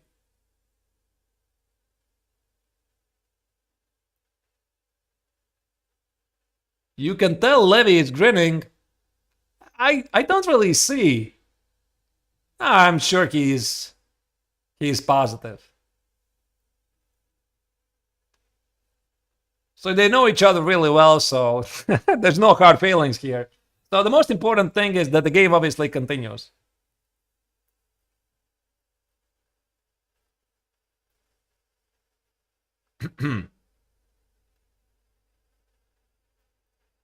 I mean, Levy is probably quite unhappy about the spent time. Yes, now he's thinking, why did I spend all of this time for making this choice to agree to the repetition? And then your opponent declines it anyway.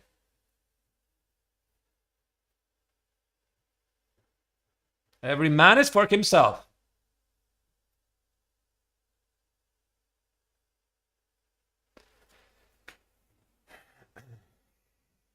And I think that us viewers, we have to thank Levy's opponent for continuing the game. I wouldn't really mind if the game finished in a draw. Show continues.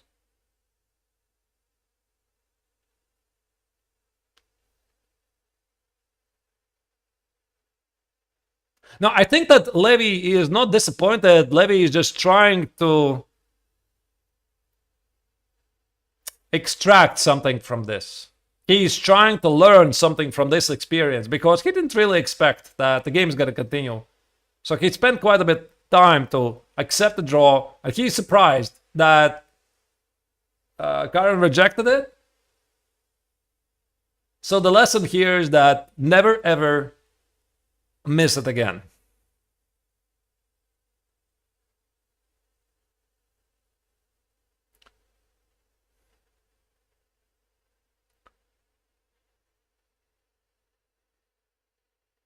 By the way, I have talked about the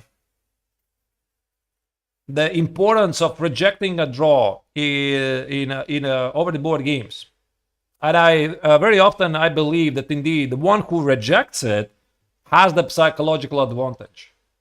But I have talked about this topic with huge chess legend Yevgeny Sveshnikov.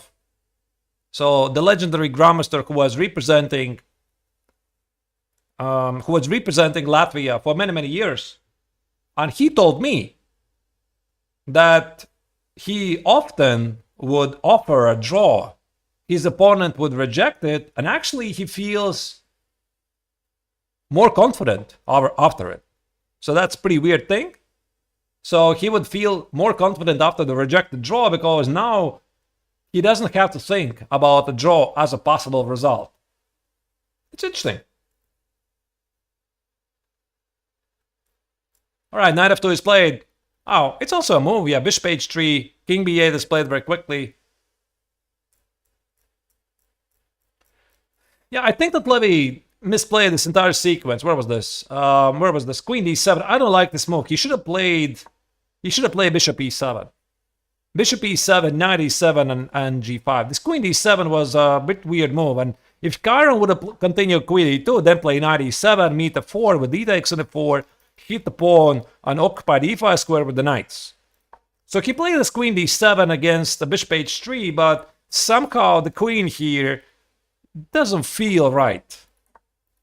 Let me check what the engine here was suggesting after king h1, why this was suddenly such a good move. So according to an engine, this is a good move. Oh, wait, there's bishop h3 with f3. I thought there's knight f2, but knight f2 is there. Oh, actually I missed it. I thought that white's going to play f3 first. That's what he didn't like it. So now the only move according to engine is knight e6, sacrifice the pawn. So you can't really take it because the king is weak. I don't know, I mean, rook d to g8 and play g5 something. The king is weak, these pieces are really weird. So white cannot take the pawn. White would have to play f3, knight h6, f4. And you still take on f4. Bishop f4. And you go back. Sacrifice the pawn again. So this was the sequence according to an engine. Now I switched it on to check whatever was the opportunity. Bishop e7. And I think Levy didn't really like this bishop h3 with f3. To be honest, I simply missed it. I thought this is impossible because of knight f2. But knight f2, knight f2. The knight protects the bishop. I missed this. So he probably rejected this. Maybe white doesn't have to do all of this. Maybe white could just play something positional as knight f2. And again, rook d to g8 and play g5. Huge idea. So if white plays a 4, e takes, bishop f4, g5. This is what the engine says. Black is much better. It's not obvious. Let me tell you honest. Okay, I'm going to switch the engine off now. So Levy did not understand this. This bishop h3 seemed to be a huge threat. And he simply didn't understand that he can sacrifice the pawn with knight e6. Yeah, it's not easy. So that's why he repeated the position. He probably realized he has nothing better. And this is the position we have right now.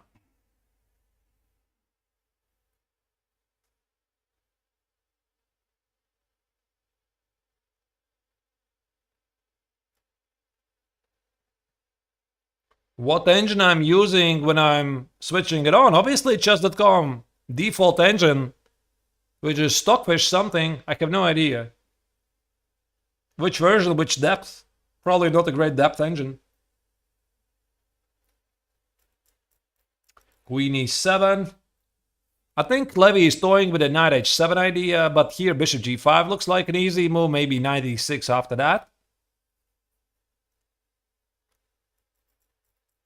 Also, you can see Levy increased the spent time. Now he's playing faster. He tries to regain the time.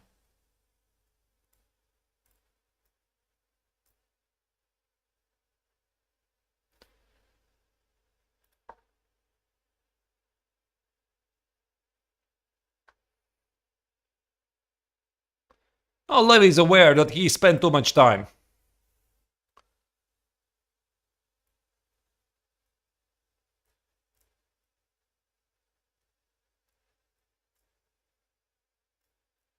So I think bishop g5 could happen here because this knight h7 looks a bit unpleasant. Maybe f4, by the way, is the move as well. Could you do this? Yeah, but f4 looks risky. Like, I can't take it. And let's say you play g takes at f4. I see most like knight e5. You can't take it. The queen is under attack. This pawn is under attack. Knight e3, queen h4.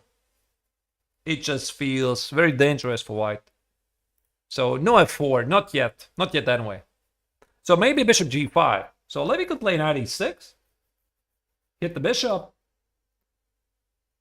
Bishop e6, queen e6. Black has no issues here. So let's say king g2. Some sort of maybe rook c8, knight e7, f6, g5. If white plays f4, black could always take it. Again, the same idea of takes, and knight e5.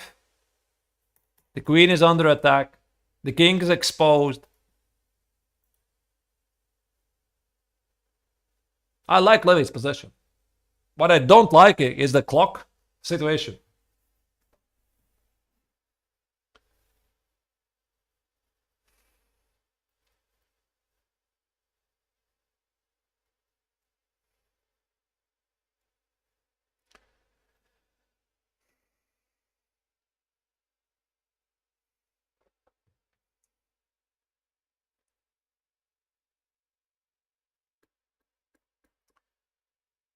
Yeah, indeed.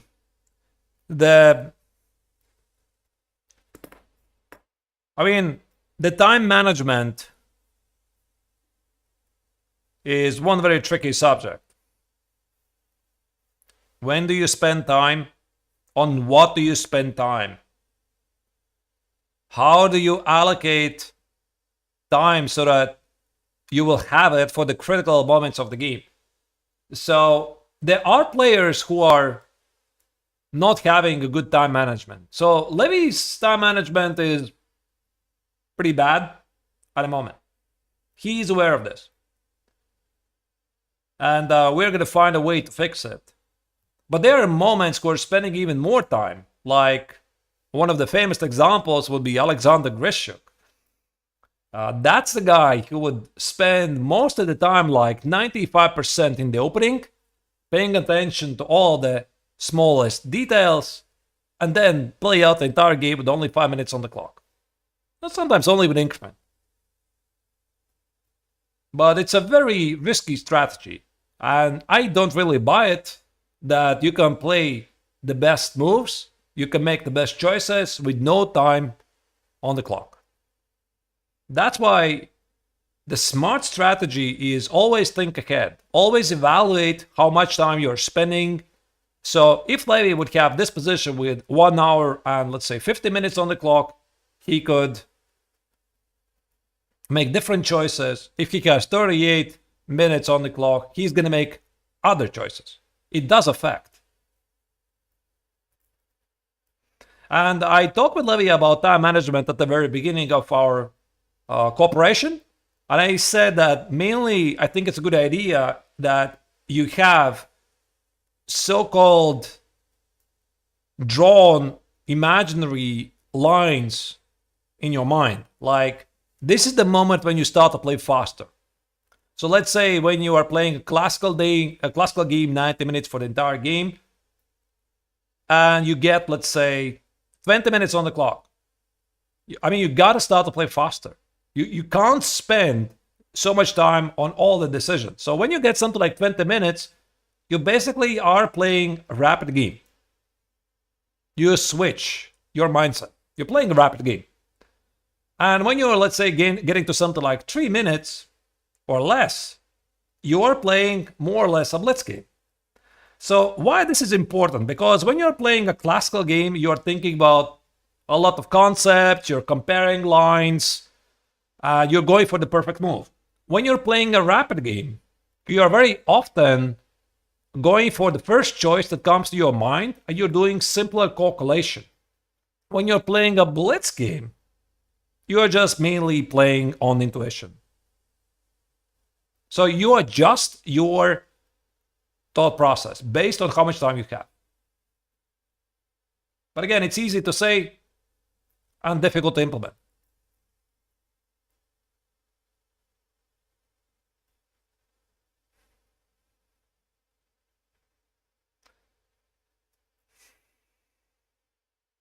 All right, I'll be back like 1 minute. Don't go anywhere. Action continues.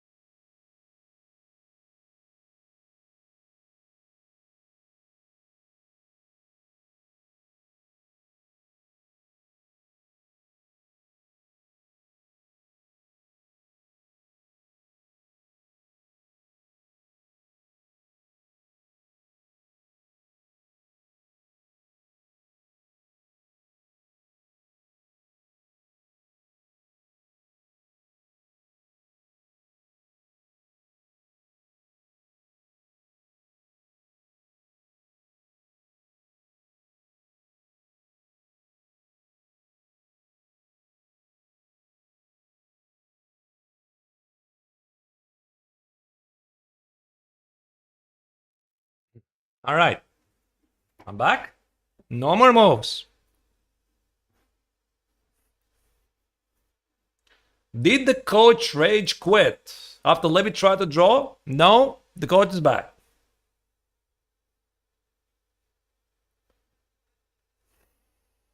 Let me see what you're writing there.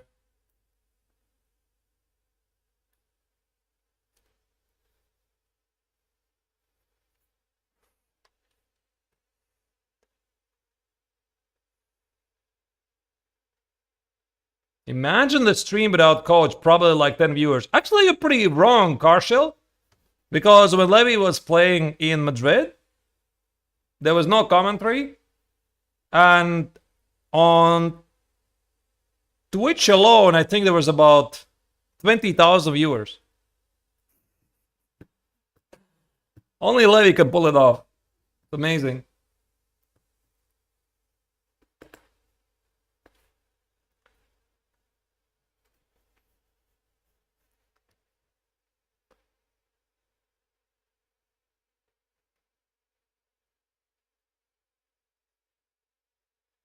So Levy is regaining some of the lost time. Now he's only 20 minutes behind. I'm also reading the YouTube chat, not only Twitch chat, answering one of the questions. I'm reading both chats. Levy's Twitch and YouTube chats. I'm also streaming on my own Twitch channel. So, hey guys, thank you for being there.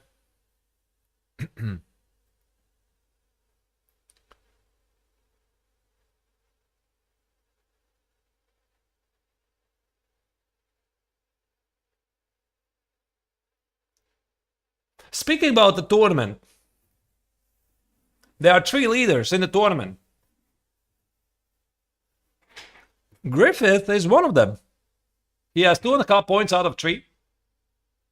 Also, Levy's second round opponent. What was his name? I forgot. The kid. Just a second. I'm getting old. I don't remember. Yes, James Chirilov. Also another streamer. And also James has 2.5 points out of 3. And Karen has 2.5 points out of 3. And the third leader is Mark Paragua. So Paragua yesterday, who drew against Levy, he was going 2 points out of 2. So Levy has had pretty tough start, playing against some of the best players at the very beginning. And he's been playing a bit better than his results indicate, because against Chirilov, he was winning. He should have won the game.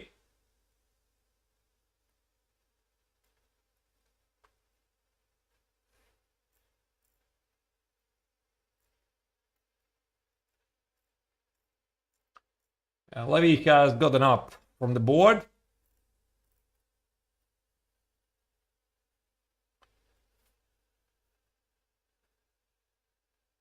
There are other tournaments V Master is running on Twitch. Is this question about the Marshall Chess Club?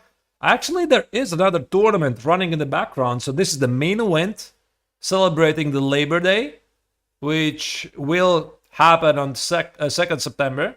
So this is Labor Day Marshall Chess Club Invitational GM Norm Round Robin Closed Tournament. Okay, it's a very long one. But there's also a Swiss tournament running. I mean, you're not seeing the entire playing venue, but there's a Swiss tournament. I think also 9 rounds. I'm not sure about the time control. It's probably the same, like 90 events. C3, by the way, is played by White. He attempts to open up the position. It makes sense because he has 2 bishops. I think he's a bit afraid to play king g2 because knight h7, g5, maybe in some lines the king on g file actually stands pretty badly.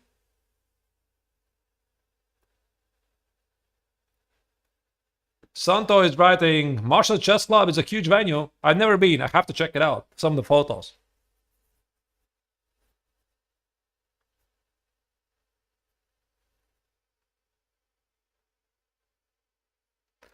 All right. Levy already responded. That was quick. That was quick. What's the move? Where's the move, by the way? I'm quite not getting. I see that. 96. 96. Levy was ready for c3. All right. So the point is, White gonna take on d4. C takes on d4, knight e4. This knight on d4 is really fantastic. So White could take on e6, but again, this costs him the powerful last bishop and the pride of having 2 bishops.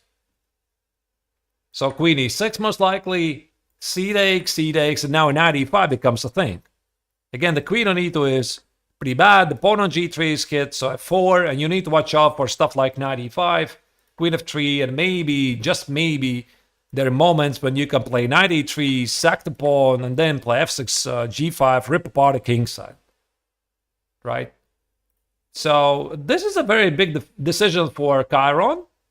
So I would mainly expect that he's going to play something else, play at the queen side, maybe c4 feels like a move, but then again, he wants to open up the queen side, not close it.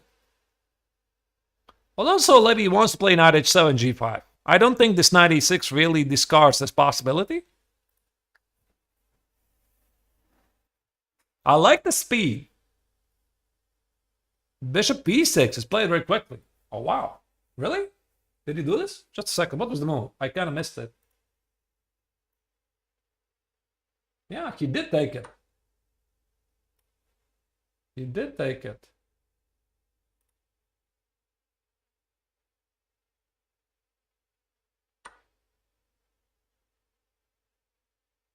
Okay. Now White no longer has the bishop pair. I think this is a good trade for Levy in general. The bishop on h3 was pretty annoying, but now knight h7, g5 is coming much harder. So white is going to play most likely something like king g2. Or maybe c takes f4. I'm not sure.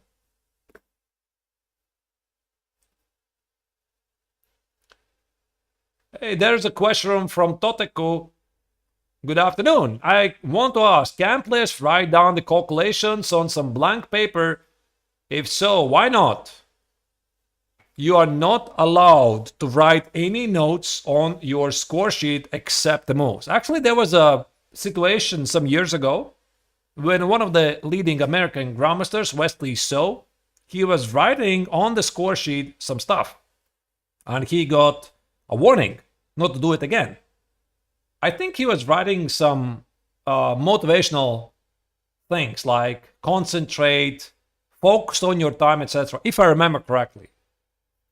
You couldn't do that. You can't write down these things.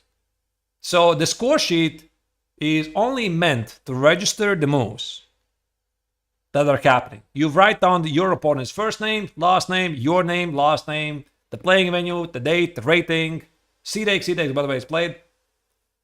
That's it. Nothing else.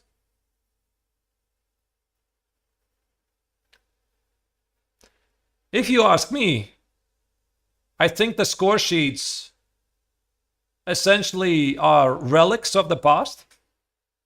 I think in the current digital age, when we have digital boards, when we have live transmission and everything, I quite do not understand. Why do we still have paper score sheets? Especially, you know, when you get a delivery from UPS or something, you're asked to sign digitally. I mean, it's possible to do it, right? But it's a tradition. So it stays for the moment. I think f4 is going to happen for king g2. But knight e5 is a very big move for Levy. So let's say f4.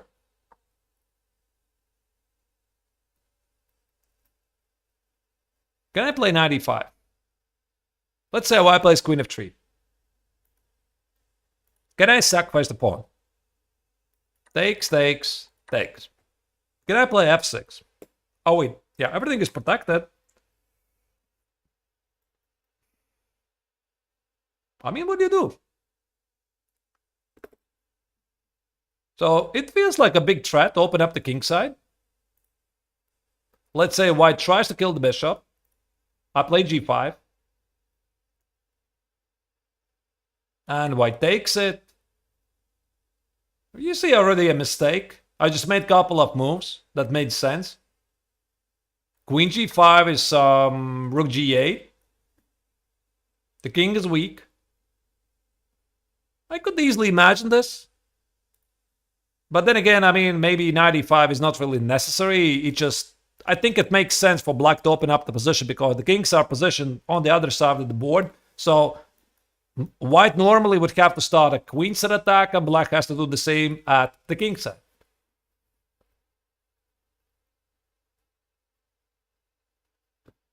But there could be other moves.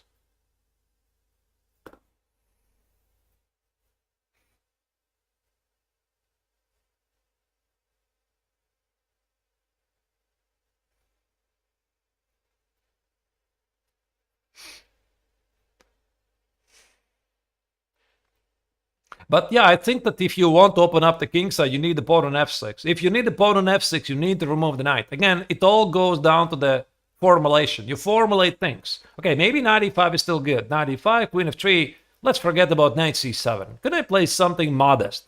Can I go here? Can I do this? I mean, why do I have to sacrifice? I'm not going to sacrifice. So white could go here. I'm going to go here. I want to go here. Or I could play f5 maybe to stop me. I could go here. Or I could go knight h3 to improve the knight. Actually, this knight is not great, now that I look at this.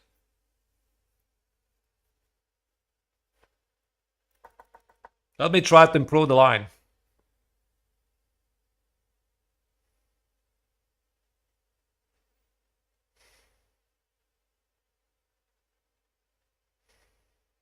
Maybe I go here. Now, if you go bishop d2, I go f6. If you go f5, I go queen d7. If you go here, now I play g6. Oh, sorry, not g5, g6.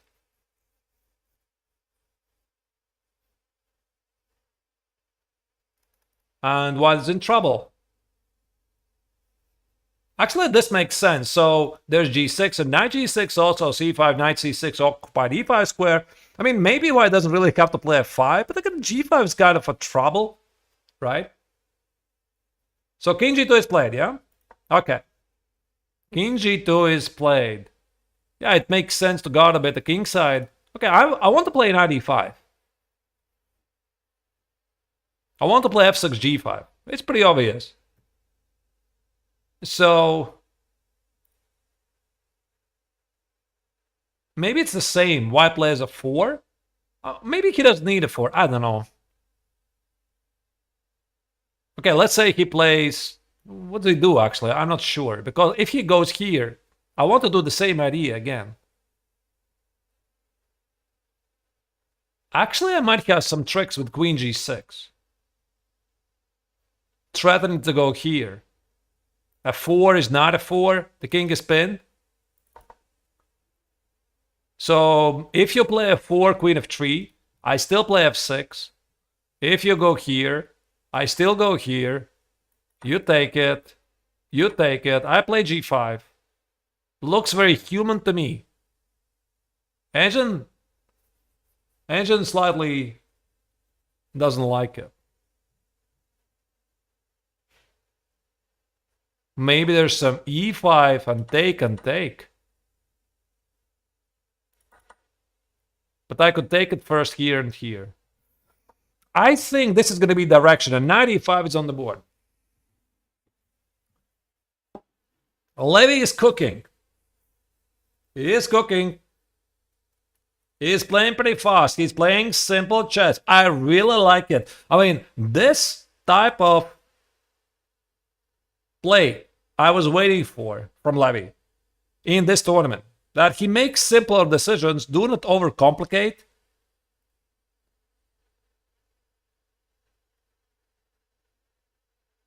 And then see what happens. Why not pawn takes knight? Because queen takes queen. That's why. I think this has to happen. f4 is a very natural move. Otherwise, this is bothering you. Queen g6 is bothering you. So f4 feels supernatural. Actually, there's extra ideas. I could play here. How about keeping the pawn? You play queen f3, I go knight e3, and I take with the pawn.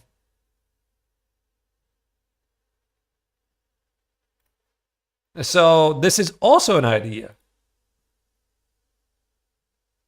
But this looks a bit more natural to me. I have no idea what the engine says here. It just looks very natural. Maybe... Oh, wait. Maybe play g5 immediately. I had an idea to open up the bishop and then play f6. And knight e3 and here. And if you would play h takes on g5, I play h4 and something. Not sure. I'm not sure. But there's a lot of ideas here. So Levy is attacking. Knight h3. It's a reasonable move.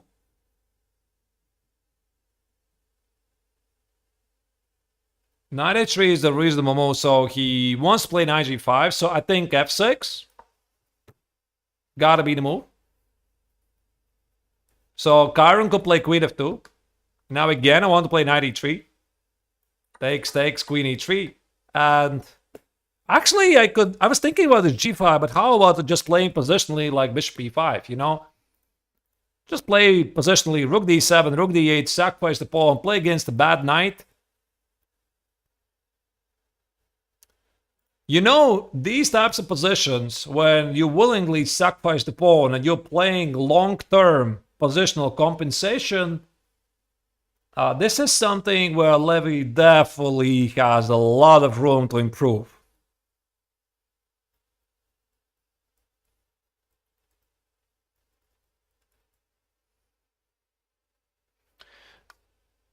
So I'm pretty sure f6 is going to happen. Maybe White wants to play knight f4. But now just take it. Maybe take it. And play g5. No? Engine says no.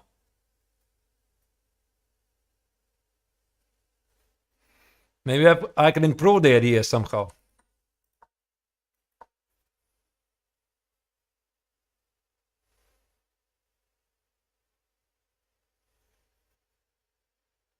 By the way, this is now a threat, so black has to take.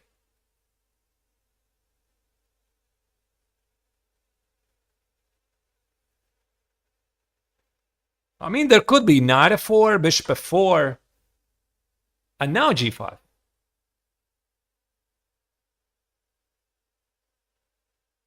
Yeah, by the way, maybe some of you is asking why I'm really focusing so much on this g5 push. Why f6, g5? Why not play stimulated queenside? Why not develop the rook at h8? Because the viewers, this is how I understand chess. You position the king on the other side of the board than your opponent. This means you want to use the pawns on the other side, open up the position, even if it involves a pawn sacrifice. Open files, open diagonals to get to the opponent's king. That's why. That's why I suggested. That's why I'm not even looking at anything else. Like, I'm not looking at a6 or king a8 or rook e8 or rook d7 or queen e7. It just makes so much sense. The question is how to carry it out.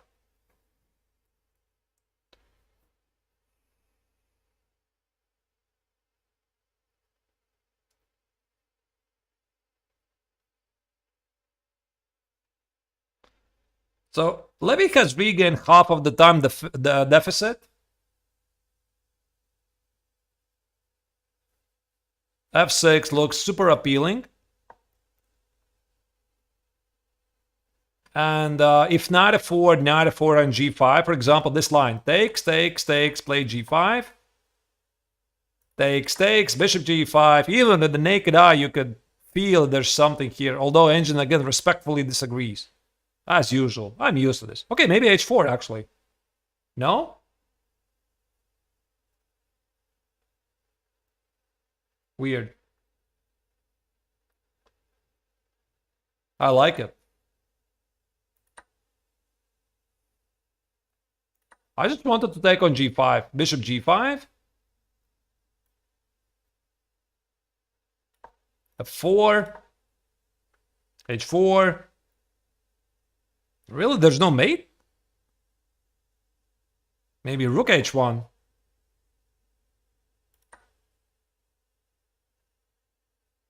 Yeah, it's a very crazy position suddenly. So f6. What was it? Sorry. f6, knight f4. Knight f4. I'm not sure actually if it's knight f4, maybe it's bishop f4. And now I want to play g5. You take it. Maybe it's some waiting move like rook g8. No.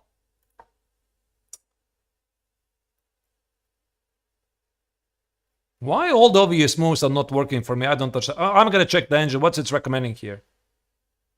So engine says first include the trade. Now I'm using an engine. This is what the engine says. Take it. What? This makes no sense. Why rook the d to g8? Why not f takes on g5? Because after f takes on g5, rook g8, white plays a 4. That's why. So that's why here the correct move according to an engine is to take on a 4, play rook d to g8, so that white cannot protect the pawn and the position is level. That's why. Okay, I got it. Actually, maybe it's not that difficult. I could not understand it still. Switched it off. Engine is off.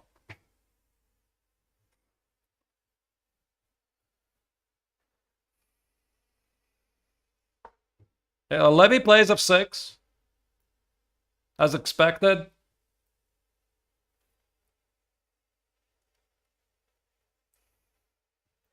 Now the big question, is Chiron going to play f4 or not f4? Bishop f4 doesn't feel right because the knight on h3 feels weird. I don't see anything else for white. Like either this or this. Nothing else. Rook f2 basically provokes black to play knight e3. Like this is hitting the knight. This is super easy pawn sack. Takes, queen e3, and whatever. Bishop e5, block the pawns. Bishop d4. Think about g5, double the rooks here. It just feels okay. Probably about balanced position. White could protect the pawn with something like knight f2, but the white is very passive here. So there's definitely compensation for black.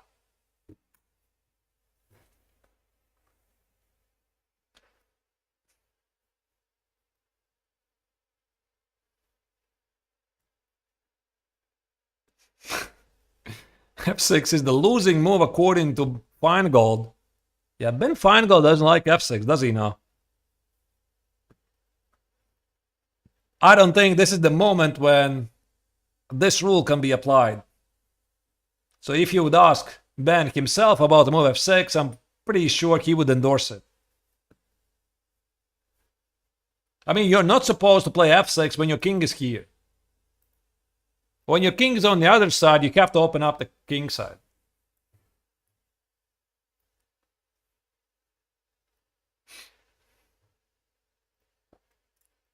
What did f6 do to Feingold? Probably some very painful memory. I'm guessing, really. I don't know.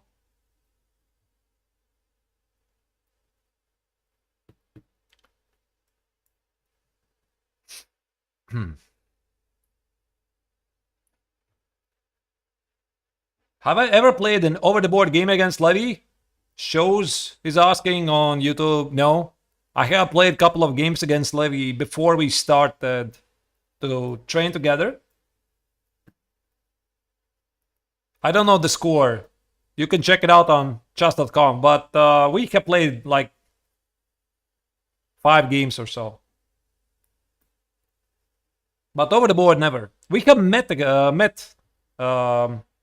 in 2019 when I was making my US chess tour. I was playing in Las Vegas and St. Louis.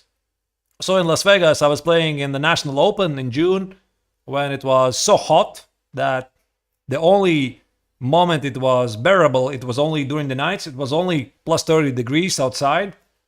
Yeah, this is what happens when you are in the middle of desert during the summer. So National Open is one of the greatest open tournaments in United States. And anyway, so Levy was there back in 2019. I was there together with my friend Igor Kovalenko. And yeah, this is where we met. The only time, by the way.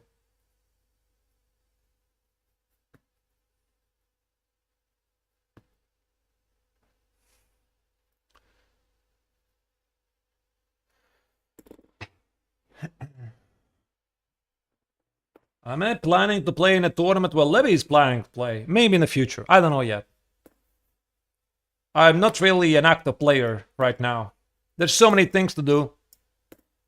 And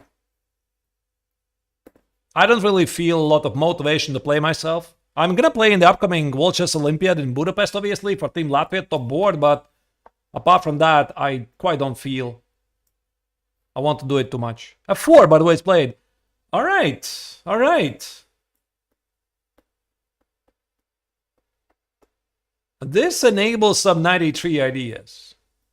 So, is it knight e3 immediately, or is it bishop c5 and knight e3? So can I do this? Maybe white plays a 5. You remove the queen and white plays knight a 4. So the idea is you land the knight on e3, takes, but white does the same to you. And this knight is really strong. So bishop c5, f5, and knight f4 actually is a big idea. So how about we play knight e3 immediately? Knight e3, sacrifice the pawn. And after queen e3,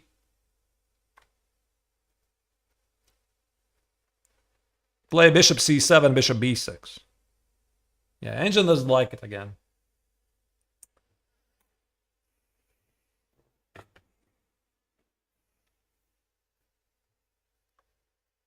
Pawn g5 is always an idea.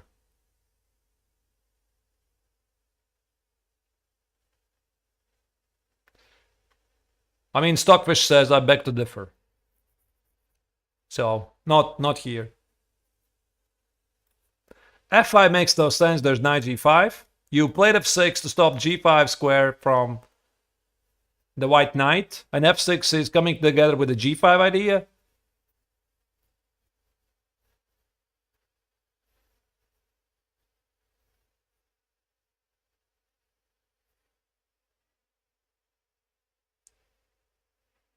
There could be a lot of interesting moves here. Like bishop c7. Improving the idea of knight e3 and bishop b6. So white could play f5. Otherwise, the knight is pretty bad. You go here, and white plays knight f4. And now I suppose you take it with the bishop. White takes with the bishop. And if you take it, white wants to go here, put the king somewhere on h3, and then double the rooks at the g file to apply pressure against the pawn. Somehow it's equal, but I prefer white. Or maybe you just ignore the bishop at f4, you play here, and then try to get the knight on e5. So this f5 and knight f4 is what Chiron wants.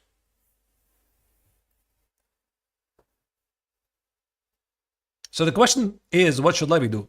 What should he do about it?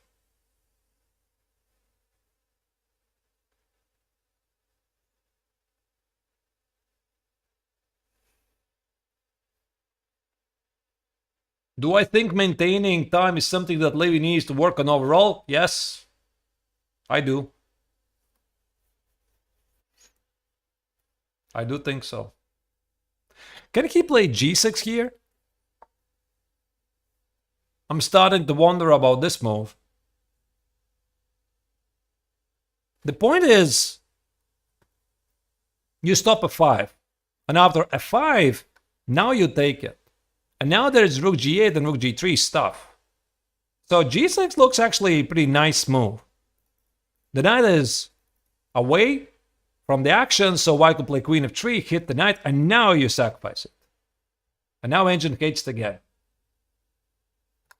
So takes here, and I want to go here.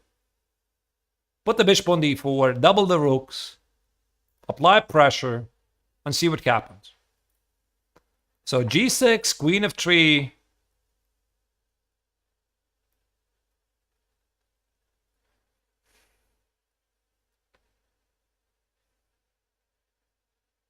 Maybe there's no need to sacrifice it. Maybe just play again, knight e7.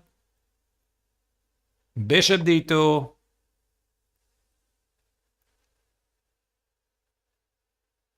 c5.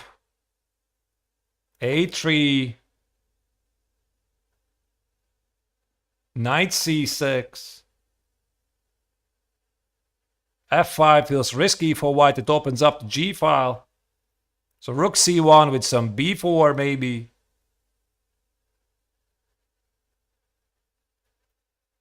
It's a very unclear middle game. Levy needs time here. He has only 26 minutes.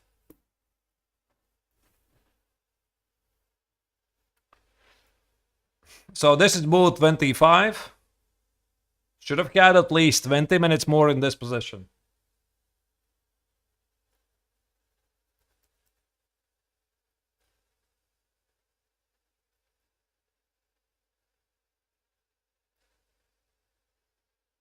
So I think this is a reasonable move. Stopping f5 and knight f4. After queen f3, Levy needs to figure out if he's going to sacrifice the knight. I'm not sure. I like this move, but I can't really work it out. Like takes, takes, takes. How do you get a bishop on d4? Like this, and white plays d4. And I go here. Ah, wait, rook d1 drops the pawn on a2. So maybe this one. Queen c4 and hit the pawn. Or maybe even rook d7, rook d8. Actually, this is pretty reasonable. Here, here, takes, takes, takes, takes, and here.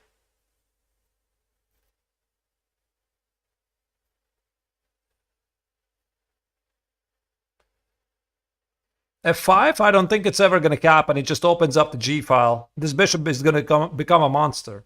Not here anymore. Maybe white could play knight g1, knight f3 to fight for the d4 square. So here, here, and now you play g5 at the right moment. I like this. You know, I am quite surprised that the engine gives this a slightly better for white. I don't understand it. It just feels okay to me. Like here, queen f3, knight e3, takes, takes, here, and bishop c7.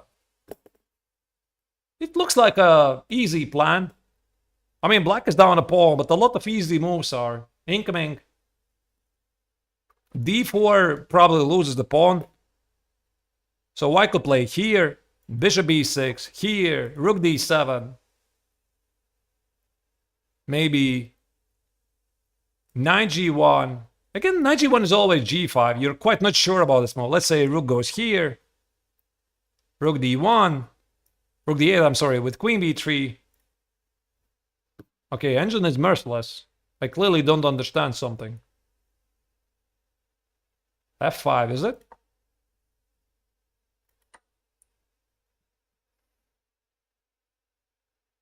And rook f5.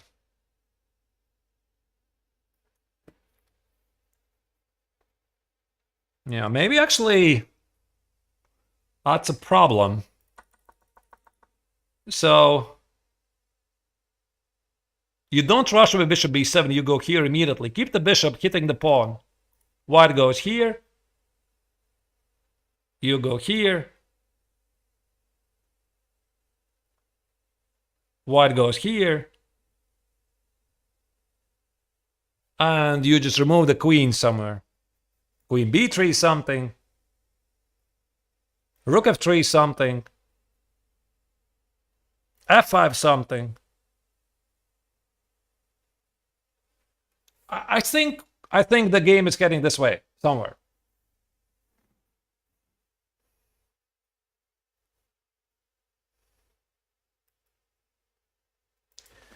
And the thing that Levy is so low on the clock, I think he would be very much interested to clarify the situation a bit. So that's why this knight e3 I like a bit more, because if he is going to go here, g6, queen f3, and let's say, whatever, knight e7. It's a very complex position. There's no easy moves. Bishop d2, c5, a3, knight c6, rook c1. Now what? It's just, now what do you do? I mean, what's your next move? Do you play for b5, c4? Probably. Or maybe put the knight on e7, stopping f5 at once, then you play rook c8 and rook d8, and you play c4, you put the queen on b3.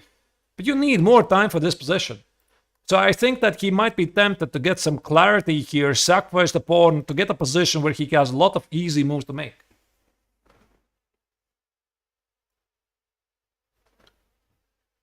Arthur does not look at the comments. Arthur does look at the comments.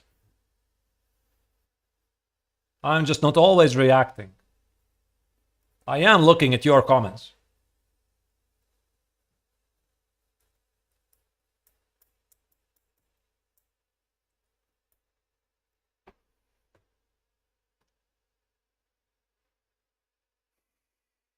Levy has to play f5. It's the best move.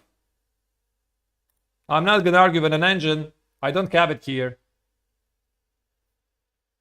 f5 opens up the g5 square for the knight. I don't like it. That's why g6, I think it's the way to go. Limit the knight and get ready for f5. This f5 and knight f4 feels to be a very unpleasant idea. And Levy is thinking a bit deeper here. He's not thinking about the next move. He's thinking about like 3 moves ahead, 3, 4 moves.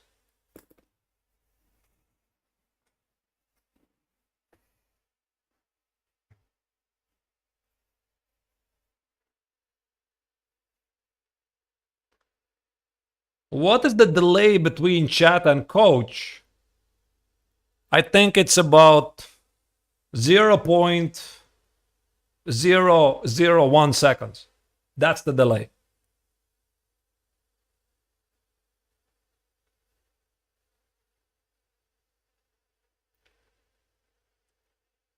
I'm reading you real time.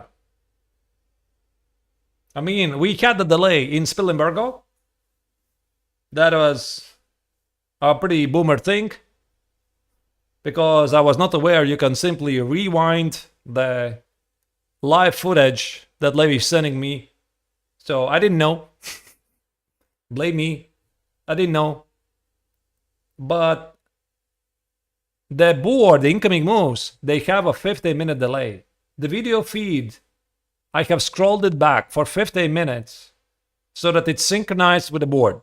This is done due to fair play reasons.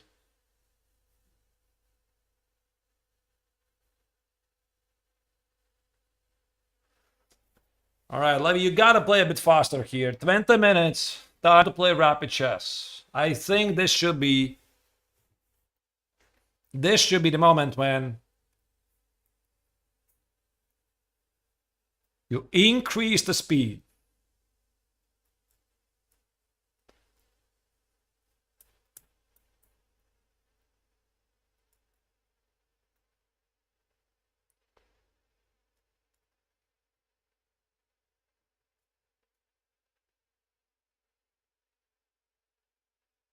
What are my thoughts about the legend Zemgus Girgensons who played here in Buffalo Sabres?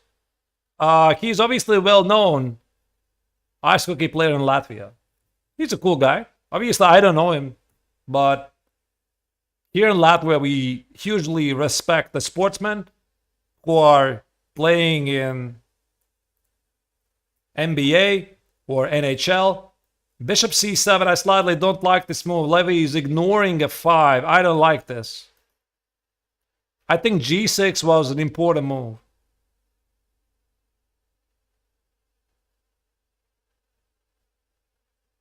So f5, maybe. What does Levy want to do here? Play queen e5? Knight f4? I don't like this.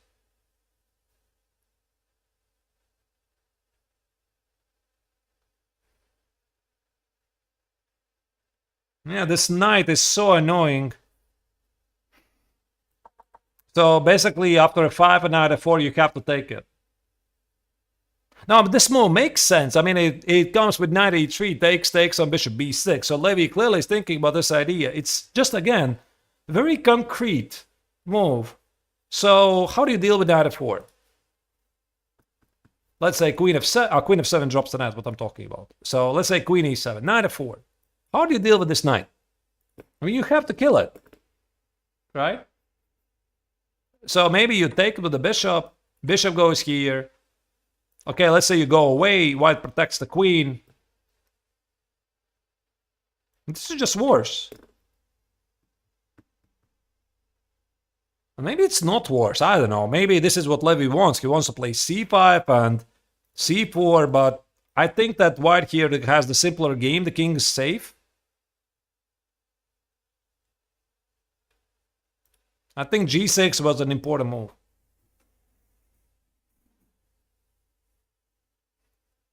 Maybe Levy's hoping for queen f3. Queen f3, now knight e3. Takes here. And bishop b6. This is what Levy wants. But I mean, still, f5 and knight f4 is incoming, so you gotta need to play this g6 anyway.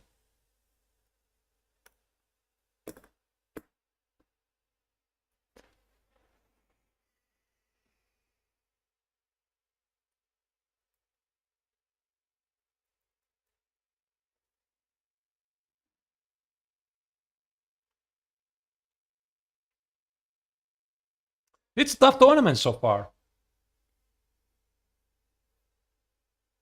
for Levy, but a lot of valuable lessons every single game. And I was already thinking after yesterday's, not after the game, during yesterday's game, maybe we have to make a smaller break. Like, maybe don't play so many tournaments, because this is the 4th tournament for Levy in, how many months is it? Like in June, July, August, in 3 months. So this is the 4th tournament in 3 months. So maybe he needs to slow down a bit now that we have a lot of information on things where he needs to improve, work on them like very hard for the next couple of months. Obviously, he has this event against Pia crumbling later in October, end of October. Prep for that, obviously, but work on the issues that are pretty apparent. And don't plan any other tournaments. I think he is already planning to play a tournament later in December, but for the moment, work a bit.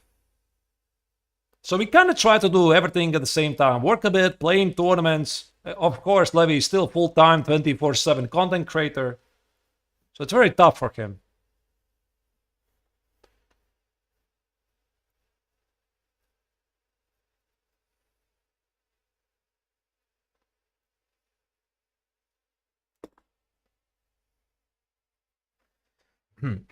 I got this question a lot. How much time do I think Levy will need to get a GM title? I would say optimally 3 years. 3 years. I do not think F5 is on the board. Yeah, I don't think he should have allowed this. I think that 3 years is the frame where we could work a lot. He got the prep, improve his understanding, work on the calculation, play a lot of games, get in the rhythm. And if there is obviously no significant progress after 3 years, then something has to change. Or maybe 2 years, I'm not really sure. So I think it's a good idea that you're thinking long term, and after some time, you evaluate the progress. Is everything working?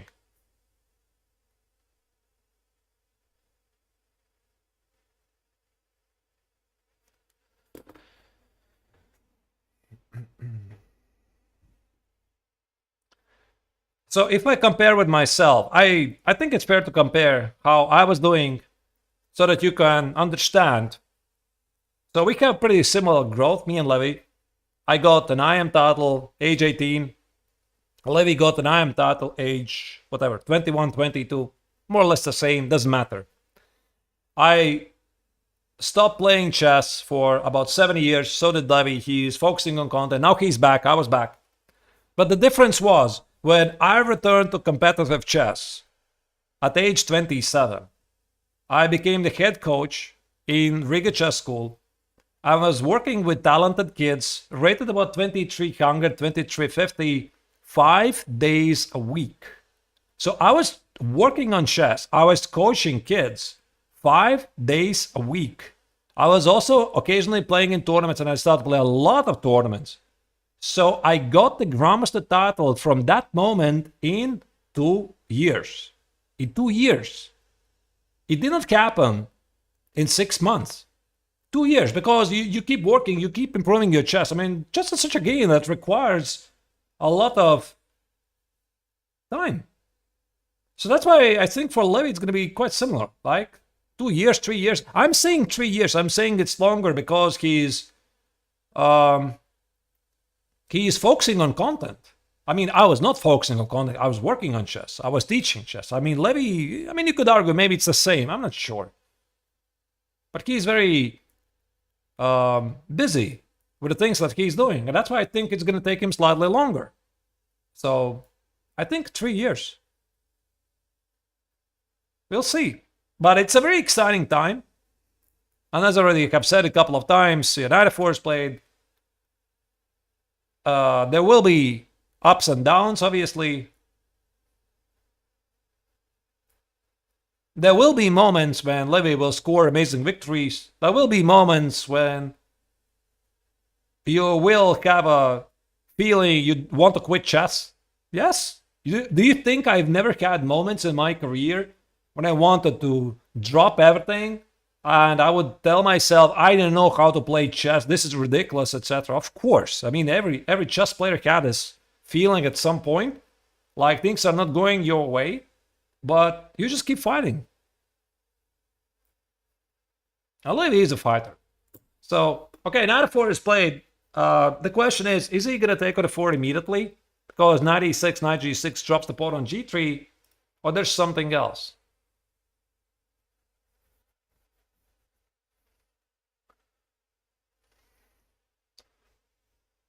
Levy is putting himself in a slightly difficult position here.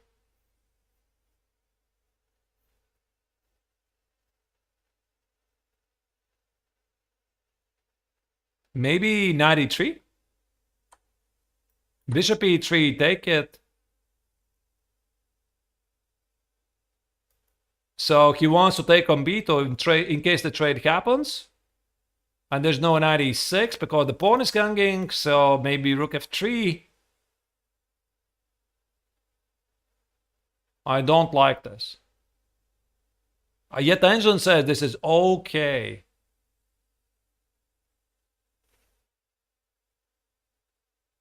How is this okay? Maybe bishop b6? Ah, wait, an exchange. I'm dropping the exchange.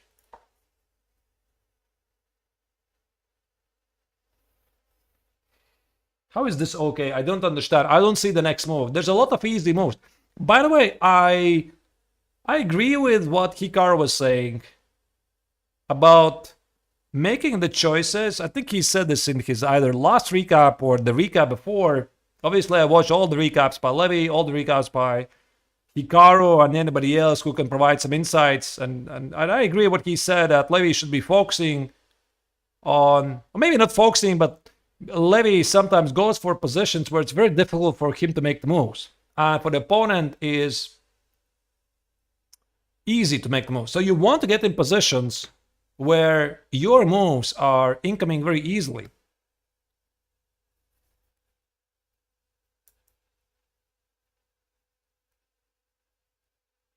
So rook e8. I think there's a tactical trick, queen f5 and knight f4 incoming some point. Let's say you play a3, this could be a move. The point is, e takes on f5 is knight f4 first, then you take the queen. And after knight e5, you take with the queen. Again, the queen is under attack, but so is the white queen on e2. But again, I don't think that white is going to miss it. Knight g6 or knight e6 drops the pawn, so queen f3 looks perfectly reasonable. And now what?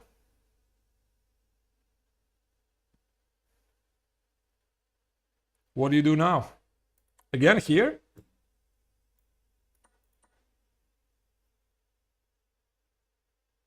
Maybe. Rook b1 maybe, with knight g6 incoming. Such a weird position.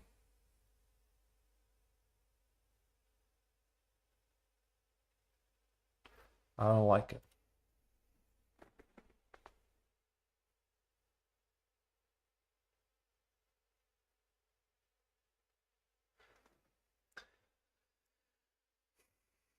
Yeah, I think that he made a mistake here. This was a positional mistake. Not playing g6, allowing white to play f5, and then after queen f3, I think he should have went for this position, get some clarity, and then figure things out. So Levy played the same idea. He missed the finer detail of including g6, and now after f5 and knight f4, the thing is, his next moves are coming with a lot of effort. So most likely queen f3 will happen. Maybe he's going to change his mind and snatch the knight. and then like something like queen b5. Maybe actually. Up here at least I see some plans. Put the bishop on e5, double the rooks, maybe drop the pawn on h5 and focus on the queen side something. By the way, the viewers, Levy's doing good at the moment. He's okay. It's just, I'm telling from my perspective, I'm not happy about some of the nuances that he's doing, but he's playing okay. Obviously, the time management could be much better.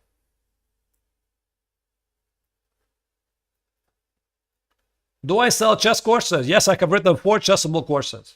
There's 5th one incoming.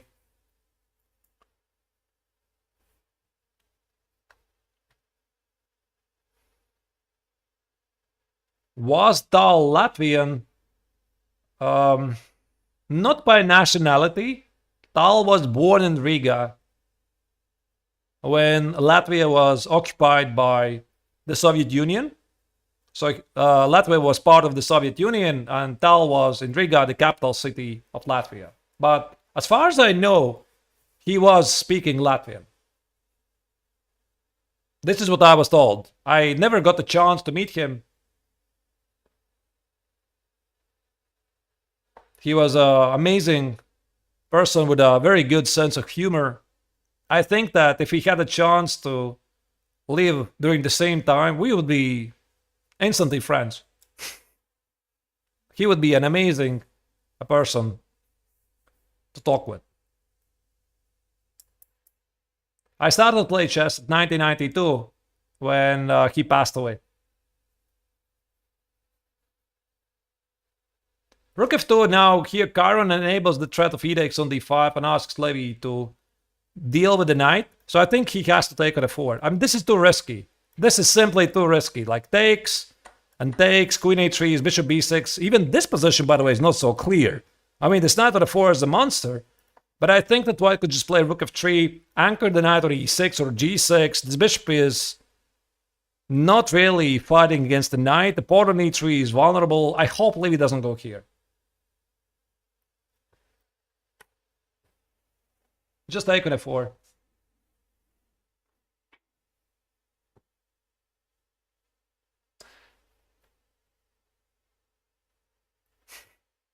Tal would be content creator. Knight f4 is played. Good choice. I like it. Tal would be content creator. I had never thought about it. Maybe. He would be a great streamer, right? He would be living in 21st century.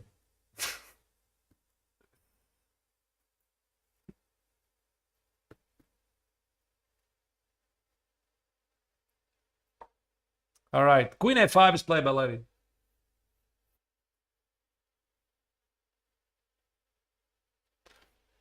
Maybe bishop e5, queen c7. This is what Levy wants.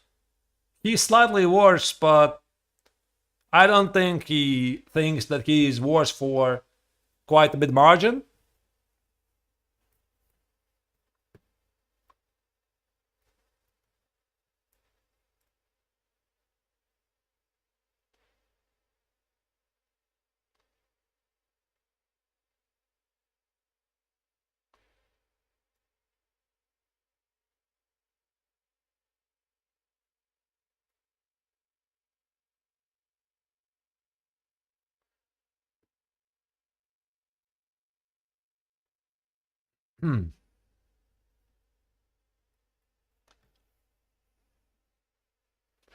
All right. I suppose black is slightly worse because of the weakness on h5, so this means white can always keep the queen on e2 and attack the pawn on h5 and pin the rook at h8 to protect the pawn. That's it. I see no other problems here. So just put the bishop on e5, queen on c7, rook on e7, build a brick wall and smile. The good news is that Levy has a lot of easy moves to make. I mean, white is better, but he needs to prove. There's nothing terribly wrong with Levy's position.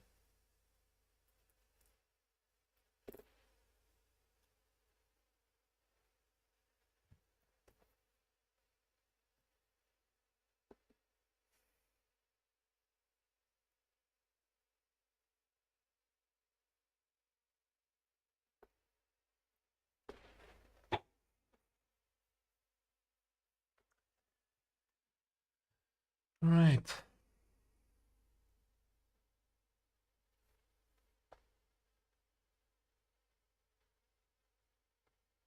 Do I think the road GM, even if it doesn't culminate the GM title, will have a good impact on Levy's life and mentality as a whole?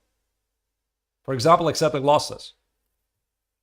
I don't know. I suppose that he's gonna learn a couple of things.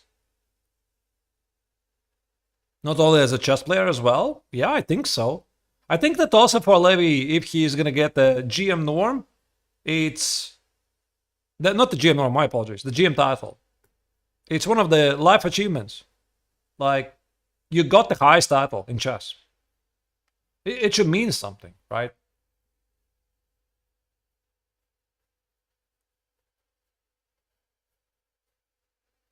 Is there a game after this one? Yes, today we have 2 games.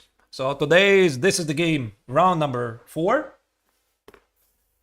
After that, he's gonna play against Oliver Barbosa, Grandmaster from Philippines, round 5.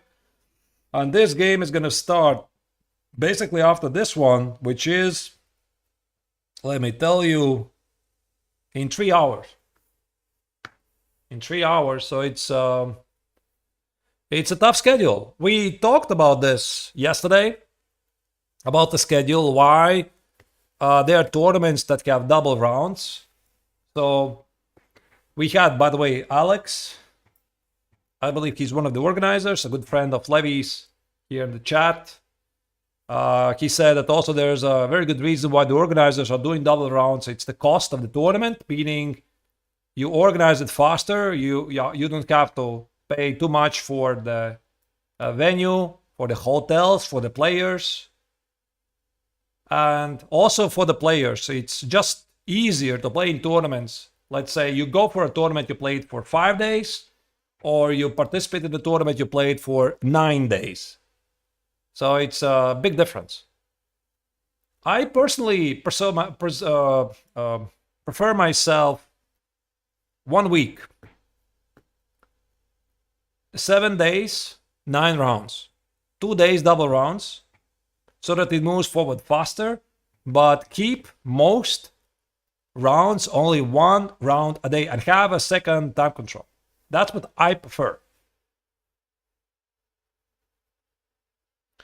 Levy rejects the queen trade. I'm not sure. I'm not sure he had to. I don't think it really dramatically changes everything. I think that he probably felt that with the queens off the board, White's game is a bit easier. So he wants to keep position a bit more complex, but again, he only has 40 minutes on the clock.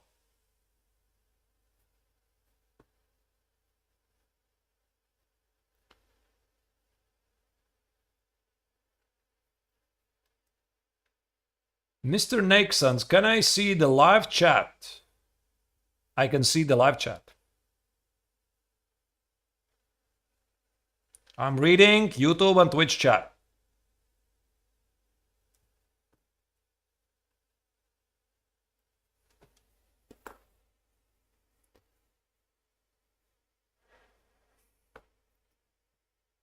Yeah, Santos. So GM is the second highest title. World Championship, World Champion, and the GOAT. The GOAT. The GOAT is not a title. I'm sorry.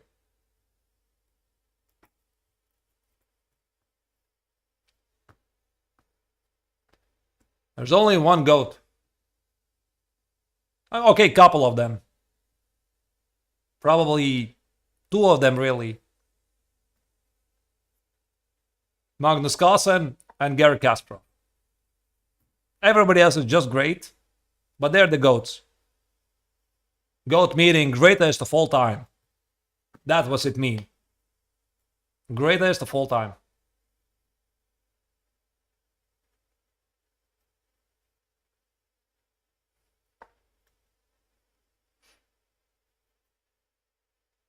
Yeah, I know that Fischer is very often also a popular choice Yeah, he was clearly dominating his time. He was, yes. Okay, Levy plays bishop e5. Engine marks it as a mistake. Looks pretty human to me.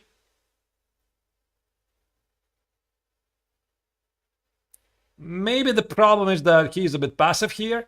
He has no counterplay. I think he wants to play something like queen c7, queen d6. Defend, see what happens. I wouldn't really say that this is a mistake. Okay, probably Engine wants to take here on the 4 most likely. And Levy just quite doesn't feel to open up the G file. So that this pawn is under attack.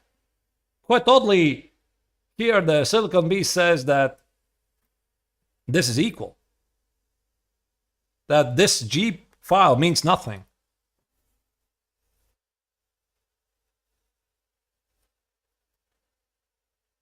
It's actually pretty interesting, you know? It's interesting that both players assume that bishop f4 and g takes f4 favors white. And Engine thinks differently. I also, at the intuition level, would reject this.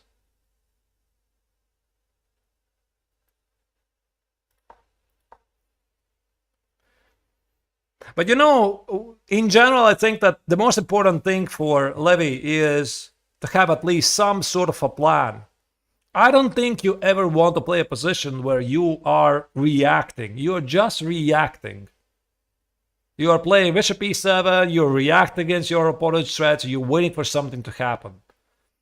So no matter what happens, I think he always should be doing something as long as he has some plan. Maybe this was the moment, by the way. So bishop f4 here, and how about going rook g8? You have something, you have some ideas, you activate your pieces. Yeah, just play g6, fix the weakness. So white could go, let's say, king wherever, you play g6, you activate your pieces, you're doing okay. That's why I don't like this. Maybe a bit too slow choice. Now there's no queen c7 because the pawn is dropping, and Levy needs to watch out for this pawn. So queen d8 maybe?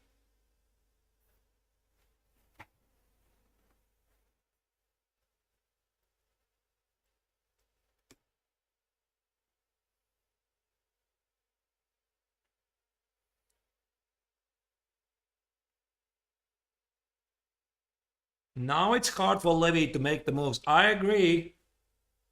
Min goes wild rights on Twitch. I agree. Yeah, this bishop e5. I did say I don't see anything wrong with this, but now that I thought about this a bit deeper, he's passive. He needs counterplay. Queen c7 drops the pawn, rook d4. You can't do it. You take it, the queen is dropping. So maybe queen d8. How about queen b4? You go here. How about take on e5? You can't take with the rook, you drop the pawn.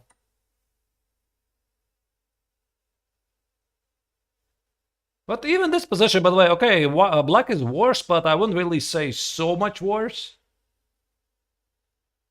Stockfish here probably says it's much worse. I see the bar. I would just say white is better, but I wouldn't be sure about how much. Rook e7.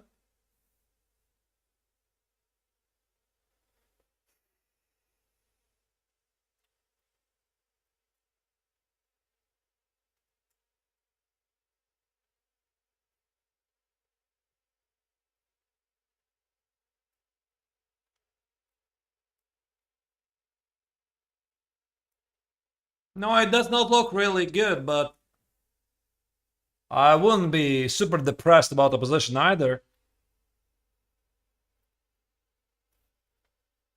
So Levy wants to play rook d8, centralize everything, and see what happens, but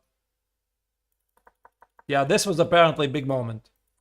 So here, and take on f4. Even here, this was, oh, I'm dropping the queen, sorry. So rejecting the queen is fine. You want to have some counterplay. And now take on f4. I play rook g8 and g6. He should have done this.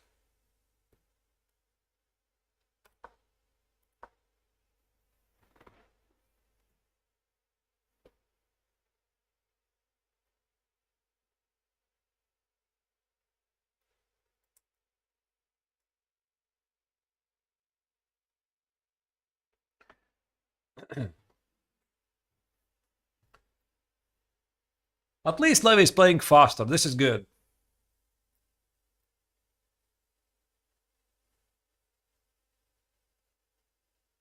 Okay, can White play Queen b4? Insist on the idea to grab the pawn?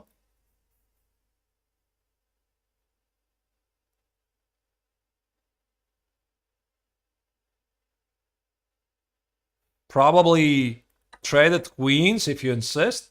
Maybe now take on a4. Now g6 is dropping the pawn. Or maybe actually sacrifice it, go for it. Oh wait, I can't do it. F takes, rook g8 is a 5. Okay, can I go here? Sacrifice the pawn.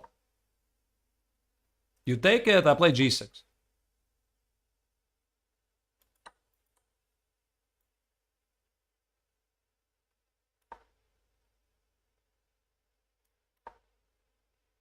Yeah, I mean, it's...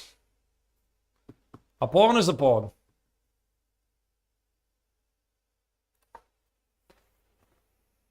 b4, play by white.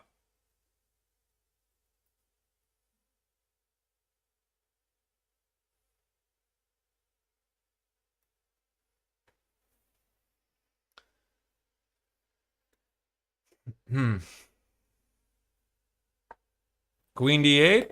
Okay. So Levy plays quickly, attempts to improve the position, put the queen on d6, maybe play rook g8 and g6.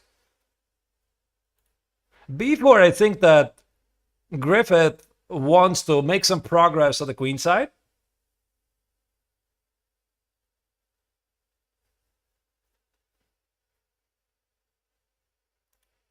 This could be a big move, by the way.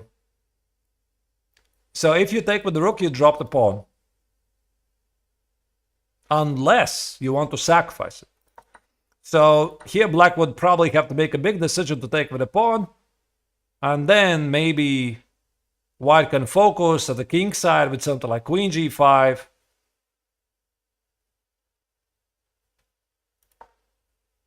Maybe trade g4, king g3, play for domination. Oh, this actually looks incredibly unpleasant.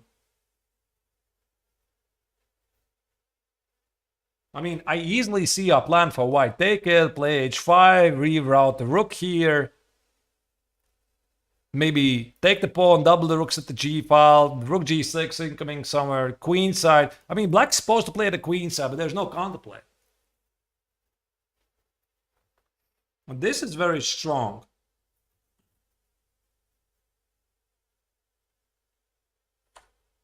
Bishop e5 is played, yeah. He's playing good chess. And I think that Chiron also chose the perfect moment to take on e5, when maybe Levy would be considering to sacrifice the pawn. Yeah, Levy's position unfortunately deteriorates.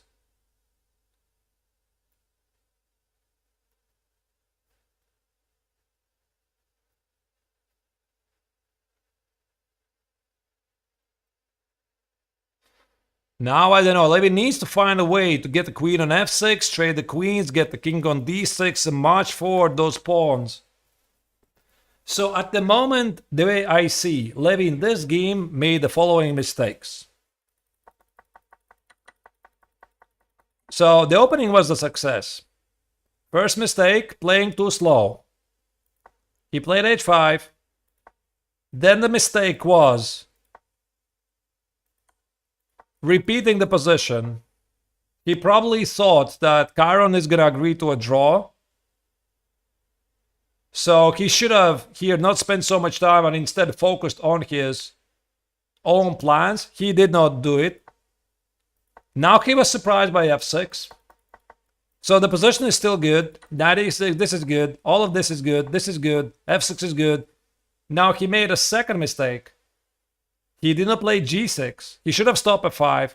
Should have played g6, bishop c7, sacrifice the pawn, and get an easy game. Very unclear.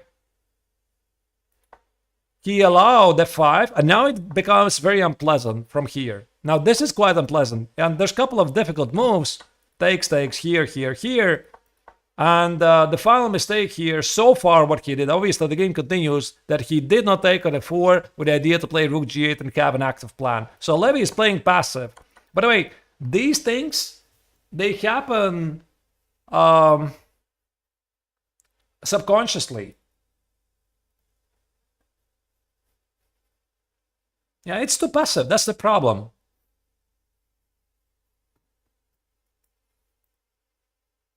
Small mistakes add up. Yeah, it's well said.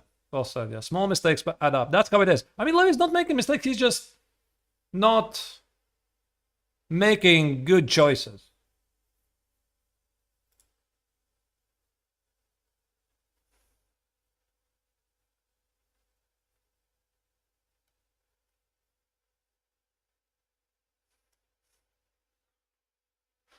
I don't think that Levy is tilted. There's a suggestion on Twitch chat. Mr. Shach is writing. I think he's just not somehow fully in the tournament. He somehow hasn't found a way, hasn't found his game in this tournament. Maybe there's some other reasons. We don't know. I mean, there could be a million reasons. Like in Italy, there was the jet lag that was contributing. Maybe there's something else going on. I don't know. There's always something. And combined with some bad start, bad luck, it is what it is in the end.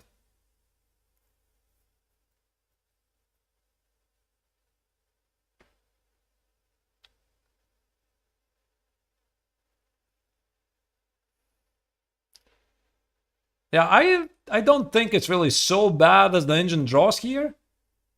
Rook c5, by the way, was played by Chiron. He's just improving the position.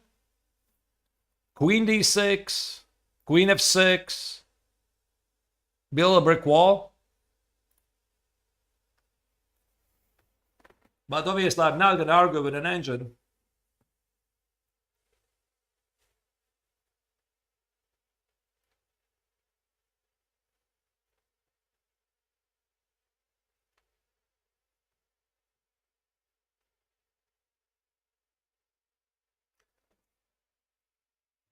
Keep your faith in Levy. That's what I can say. Things clearly are not working his way. It's very easy to criticize somebody when he's not doing well. He knows he's struggling.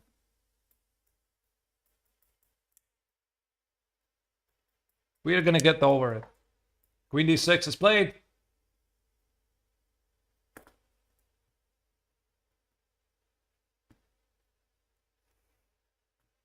So I think he wants to put the queen on f6. So most likely Chiron is going to play queen g5, queen f6. This looks like a very serious idea. And I don't know how to carry it out, but I was thinking about this idea. Probably not like this. Because my big idea was to play king g3 and somehow connect the rooks. But yeah, I didn't want to fix your pawn structure. Like, I wanted to get the same position with the pawn on g7, then play g4 and king g3. And by the way, this is on the board.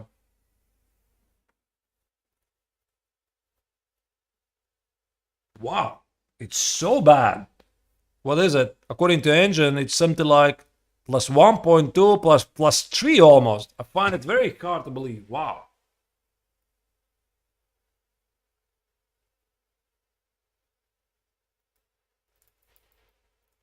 I mean, visually it feels like plus 1, but not more.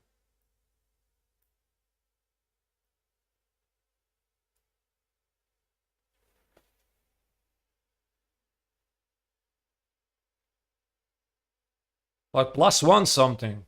Yeah, plus 1 point, but it definitely doesn't feel like plus 2.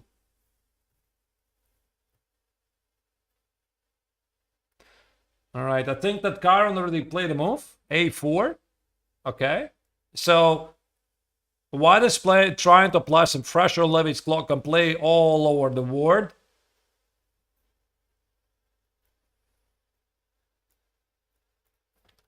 B5, rook c2, apply pressure here.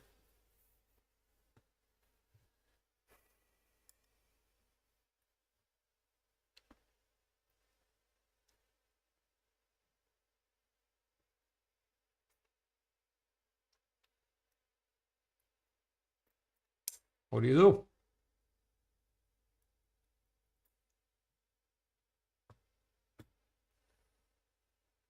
What do you do? You need counterplay, you don't have it.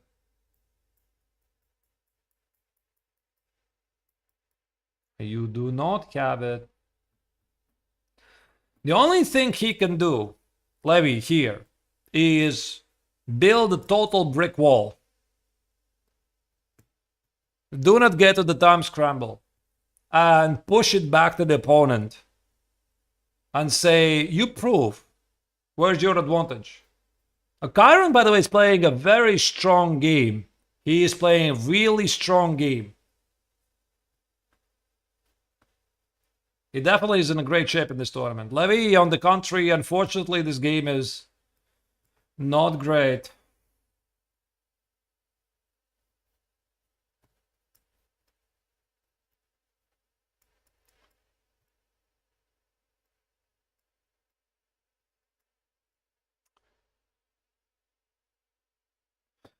Okay, let's try to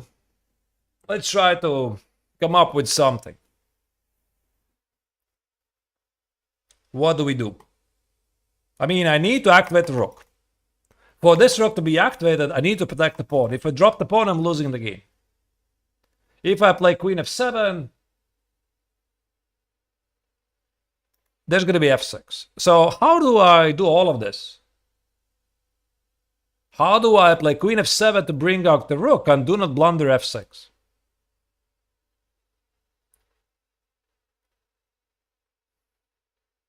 I can't trade queens. It just creates very strong pass pawns and the king is going to march to h4, etc.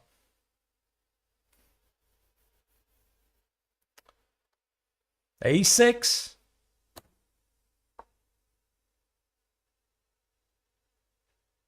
Hoping that white is going to misplay something here with b5.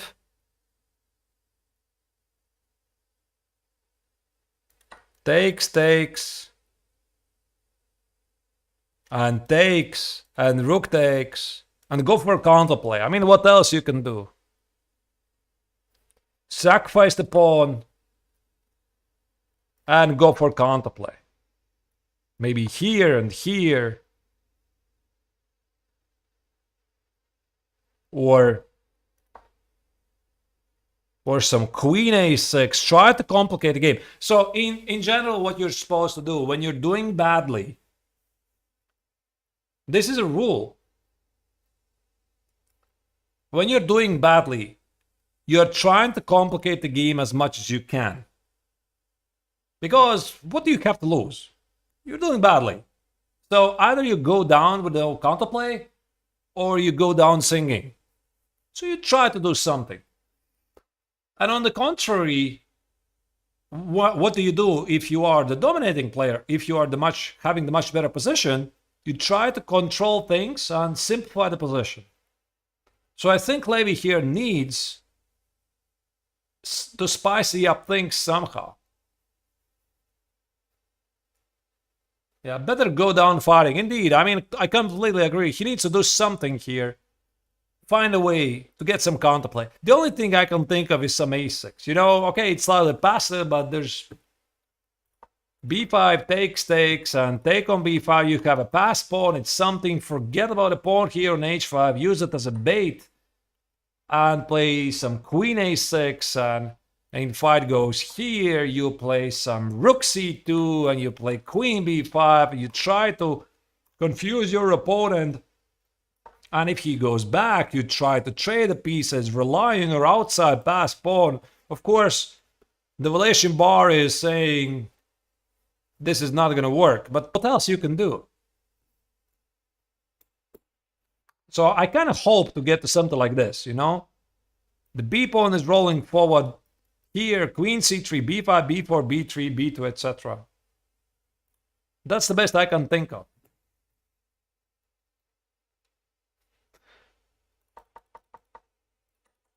So, yeah, this was actually, I didn't realize it, and neither did Levy. This was a big positional mistake. A very big one. It didn't feel it's so bad, but now that we look at a couple of moves later, it is bad. And Karen has been playing some very impressive chess. There's a good reason why he's leading the tournament so far. Levy plays a6. But again, keep faith in Levy. You can't panic. It is what it is.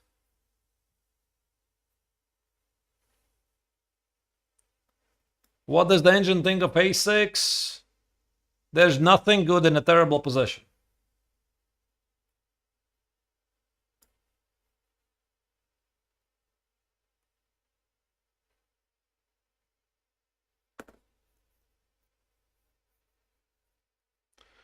Hope Levy doesn't get discouraged by playing a bad tournament. I mean, what do you want me to say?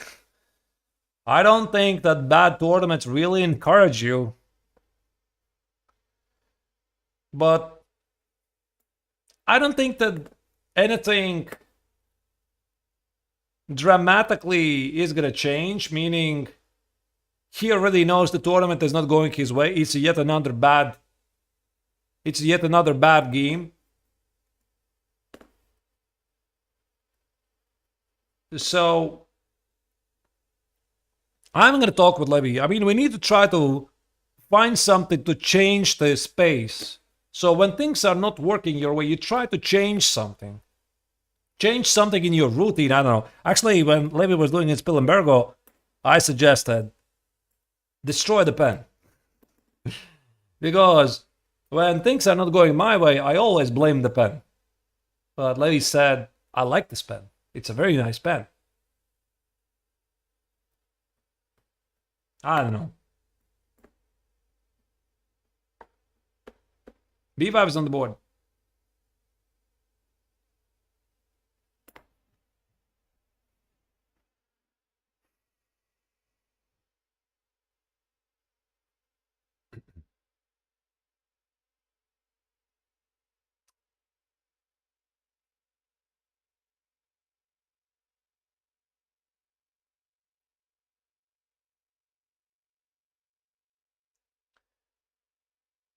I think just trade these pawns and create an outside pass pawn.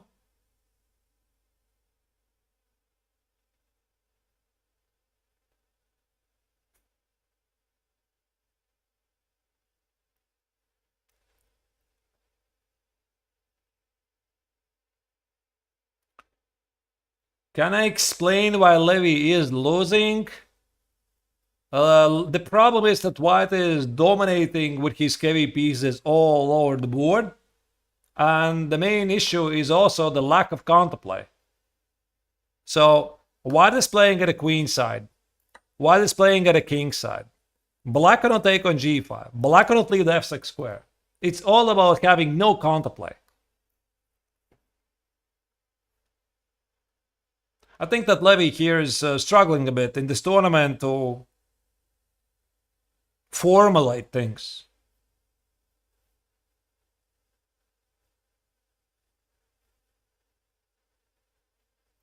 So this game 2 against Chirillov, unfortunately, still can be felt, even in round 4.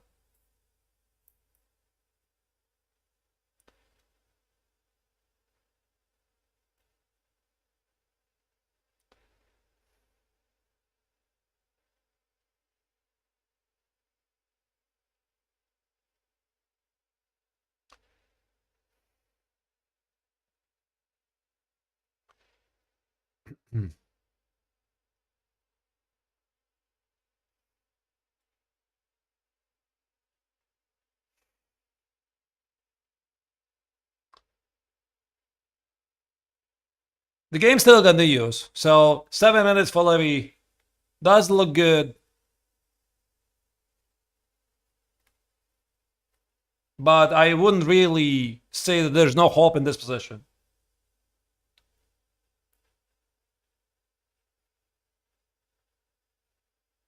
Yeah, Spaghetti Mercury. There are some weird people in the chat. Yeah, actually, I also have noticed some negative comments. I don't know.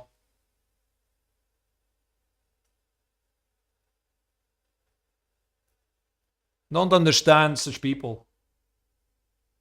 Some people like to see other people fail. I don't know why. You know, why is that? I believe in Levy. And I do believe that all of us, we have our bad moments. This is a bad moment for Levy. Some people enjoy it. Fine.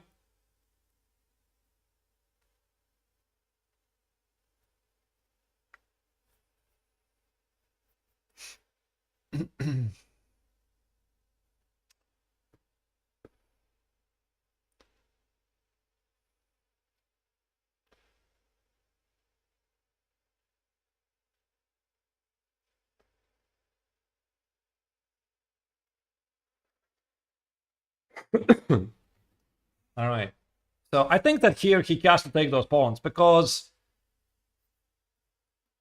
if we strictly talk about things to do when you are having a bad position, you'll want to trade as many pawns as you can. Maybe actually Levy's thinking about something like a5 here. a5 and also a pass pawn.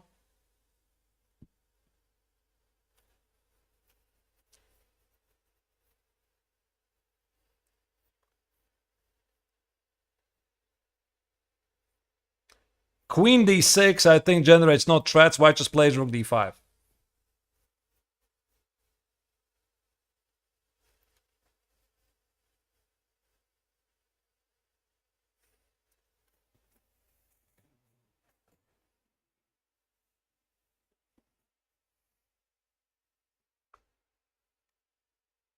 All right, 8x on b5 is played.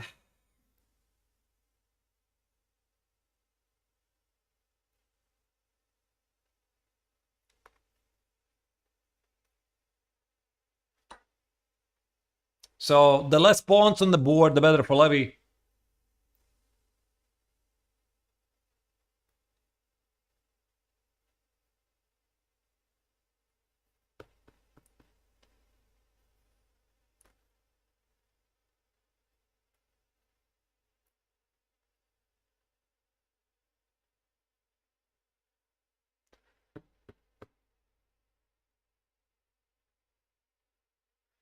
Everything is gonna be good, dear viewers. Yes, a terrible game. Yes, a bad tournament. But guess what? Life continues.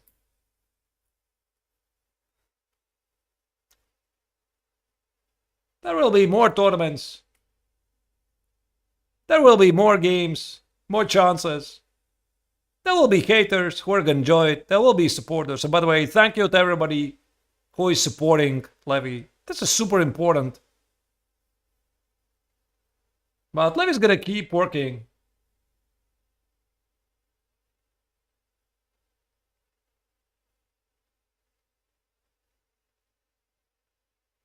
I don't think that, speaking about Levy, I don't think that Levy is like feeling so badly. I mean, obviously he is unhappy. He is unhappy. But then again, they're friends. And Caron is playing a good game. So I don't think that Levy could really,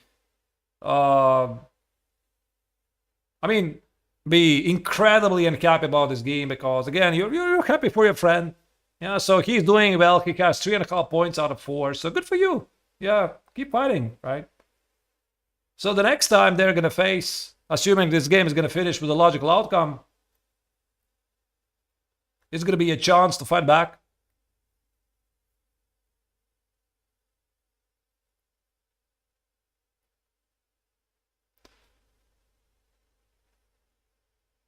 So Levy is smart. He is going to make the right lessons out of this. Rook F to B2. I like this move. So white improves the position, applies pressure. I think Levy wants to trade off some pieces like rook c8.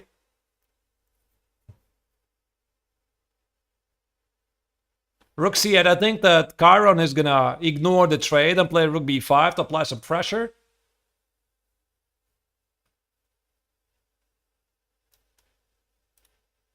And maybe now play some rook c3 like this.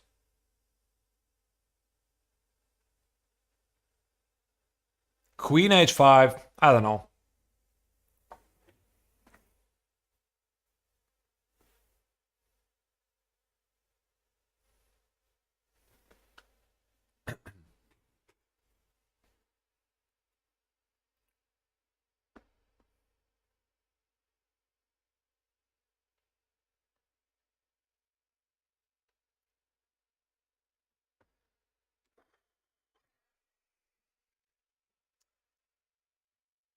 There's going to be another game later today. Again, to remind you, there's going to be round 5. It's going to start in 2.5 hours. In this tournament, there are no weak players. So there are 2 types of players. There are 3 grandmasters who are there to give the possibility for the title seekers to get a norm, and there are 7 ambitious players.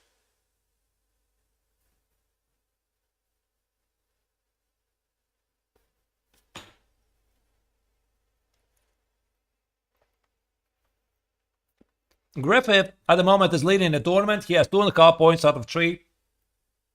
When Levy was playing in round 2 with white color, with the black color against James Chirillov, Chirillov is also leading the tournament, 2.5 points out of 3. They're clearly in a great shape. Also, yesterday's opponent, Mark Paragua, is one of the leaders, 2.5 points out of 3.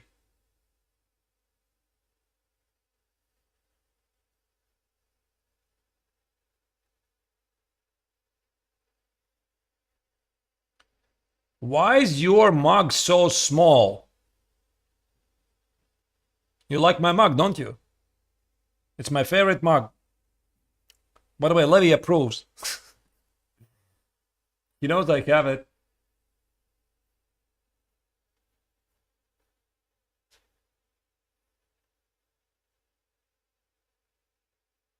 Do I think pressure is getting to Levy? Yes, he definitely feels pressure.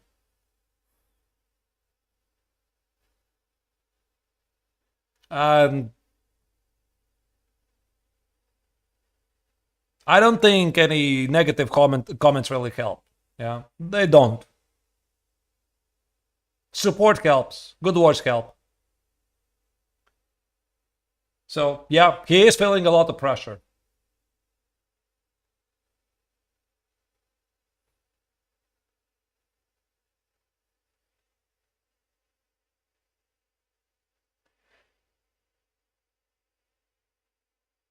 I don't think there's any prize in the tournament. Yeah, I forgot to check it. So this tournament is designed only to give the chance for the title seekers to get the norm, like Levy, like Aaron Griffith. He is today's opponent, who is playing amazing game so far. Very nice positional game. So, okay, Levy's playing passively, but Karen is also on fire today. He has made a couple of very smart choices, like leading Levy to believe that he's willing to go for triple repetition and then rejecting it. That was something I think really shocked Levy. It's a lesson.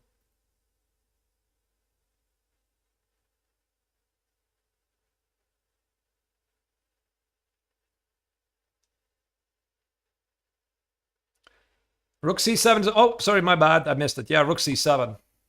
Okay. Yeah, so Levy would love to trade the rooks. So rook c to b5 most likely will be played. Levy's down on 5 minutes on the clock.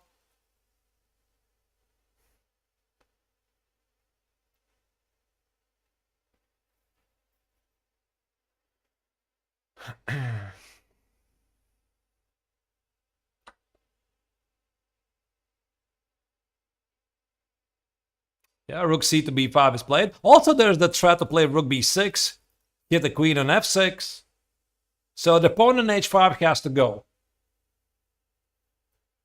I mean, you gotta give it up. You can't keep everything together. It's time to give up something.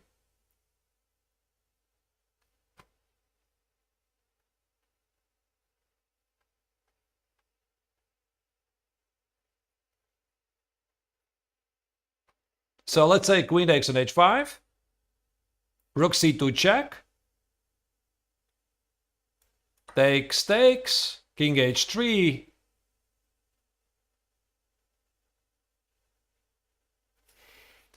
Yeah, I don't know what next. Okay, Levy played already something. He played queen h6. I suppose he wants to trade rooks. So rook e5, queen d3. Yes, it's a good idea. Complicate the matters. No, there's nothing else you can do. By the way, there's something I got to talk with Levy about. One of the possible strategies whenever you are doing badly, what you should do. You should always try to play faster. Apply pressure to the opponent. Do not play the perfect chess anymore. You can't say the position. So you play fast, you complicate the game, you be unexpected, and you pray it works.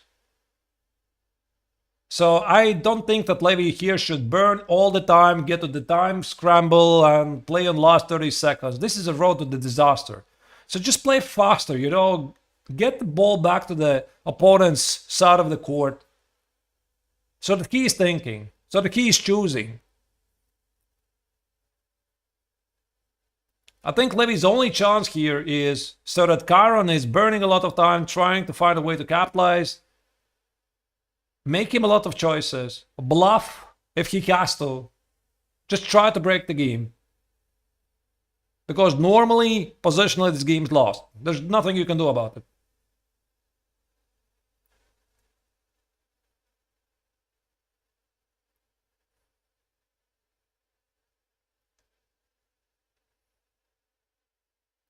I think after this tournament, Levy is not going to recognize some of his games. Yeah, like this game, he'll be looking at who played this game. Was it really me?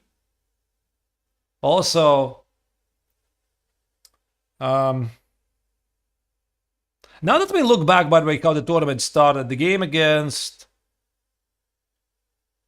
Kamrakalov unfortunately set the tone for the entire tournament. If he had finished in a draw and then won the winning position against Chirillov, we would have had a completely different tournament.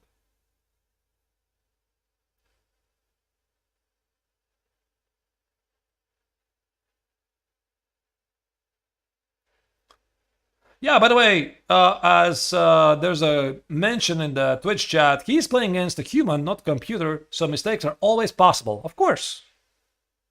So always fight until the end. Never give up.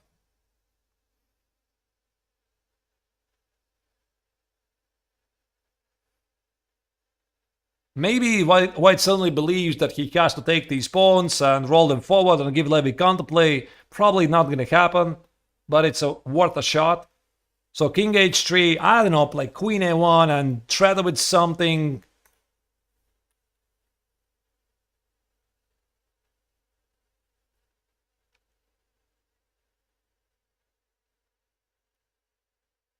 And in the worst case, if Levy loses, at least his good friend is having a good tournament. Levy's going to take some of the lessons.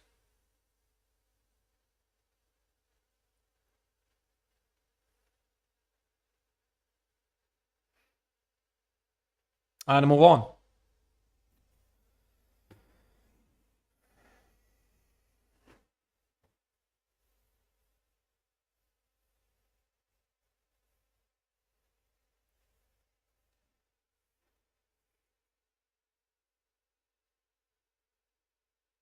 How do these entry tournaments work? Do title seekers apply to participate?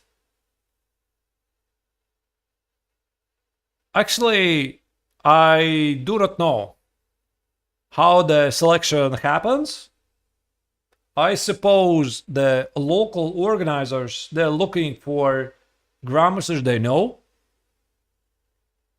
that possibly are living pretty close to the playing venue. It means that you don't have to pay a lot of, you don't have to spend a lot of expenses for hotel or airfare to get the invited grandmaster. So let's say you have a grandmaster who represents Philippines, but he lives in New York. Perfect.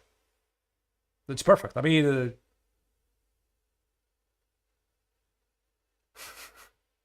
Eric Rosen is in the YouTube chat. Sacrifice everything. It might be stalemate.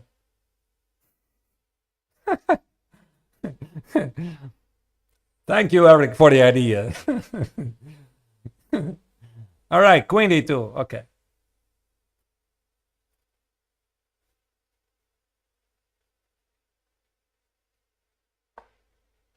Rook E8. Yeah. Hold on to everything. I think something already is happening here. Queen D2 was a great move. Keep the pawn here, defend it, hit the pawn on E5. Now White can go for a queen's attack. At least Levy's playing quickly. I like this. Actually, I don't know what I would have been doing here. Maybe give up the pawn and find a way to complicate. Again, I could be thinking something like here. Queen A3. If you go here, I will be thinking I have no good suggestions, really. I was thinking some rook c3. So you go here, here, here, here. Yeah, it's dead lost. I see that. So I've been looking for a way somehow to change something.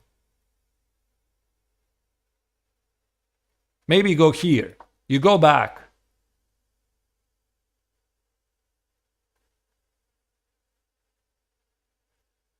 Maybe queen c3. Try to create the pass pawn. Trade the queens. Play rook c2. Play king a7, king a6. Something. I don't know. Rook a5 is on the board.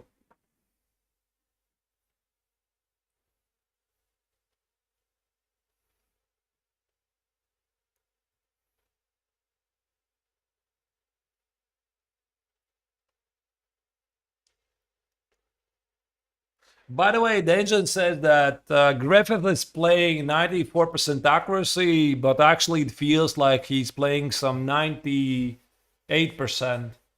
if not 99%.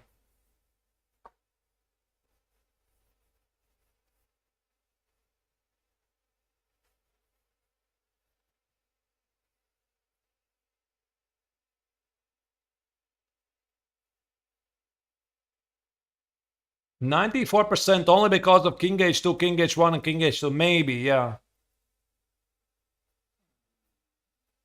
Otherwise, I think this is like the perfect game.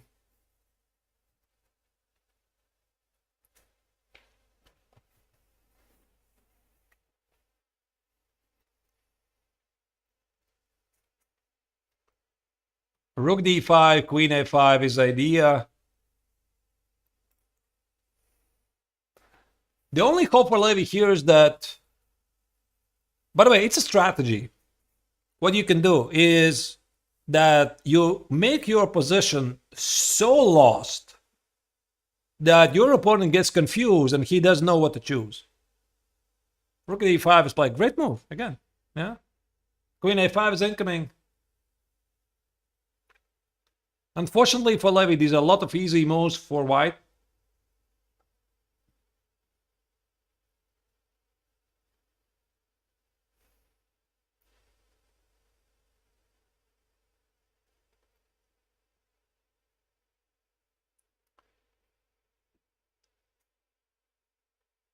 So what does a GM norm means?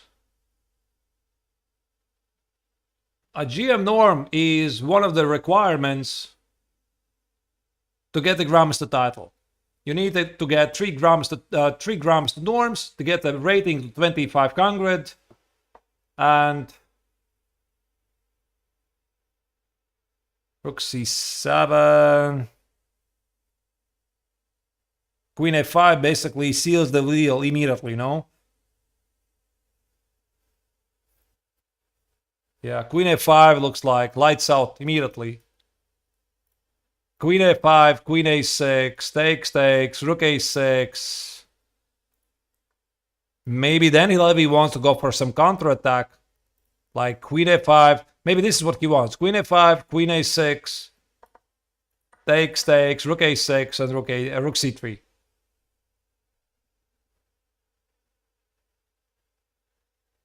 Get the pawn and hope it's enough. Levy continues to fight.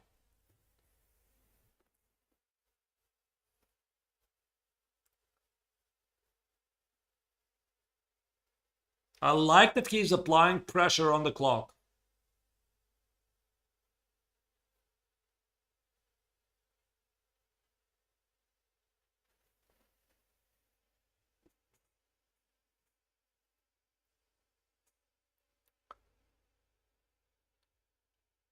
Chess is brutal.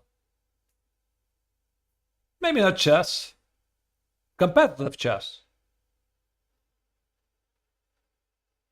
Road to the GM. Sometimes it's going to be brutal.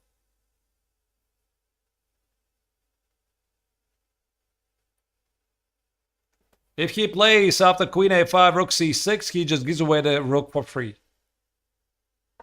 Check. Here, collect the rook. Time to resign.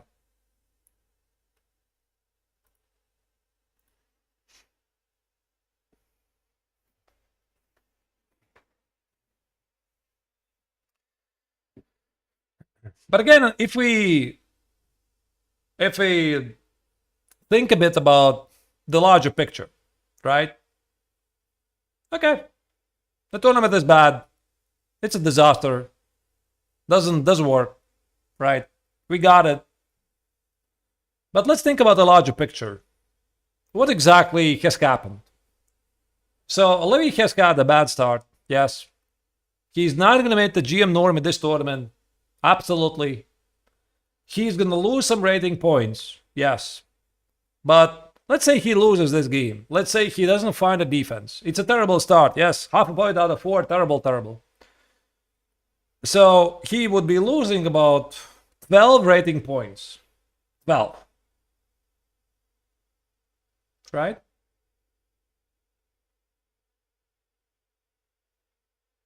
Not really, again, end of the world. It could have been worse. You know, take my word on this. It can always be worse. Trust me on this. I mean, you're thinking it's really bad. You're thinking it cannot be worse. It can be worse. It always can be worse. So I think that maybe actually, from a certain perspective, a bad tournament was simply necessary. That you always remember it can be worse. This is the low point, and after this, it's gonna be up, right? So Levy's gonna lose 12 points. Just to, in retrospect, what happened in the previous tournaments. Levy played in Madrid. He lost. I'm sorry. He gained 25 rating points. He was playing in New York, by the way, the same city, his home city, I and Norm tournament earlier July. He gained 20 something points. Now, if he loses this, he's minus 12. It's a setback, yes. But again, it doesn't mean the life stops. Life continues. Queen d1. Smart move by Chiron. He hits the pawn on h5. Attacks the pawn here. Threat limits queen a4.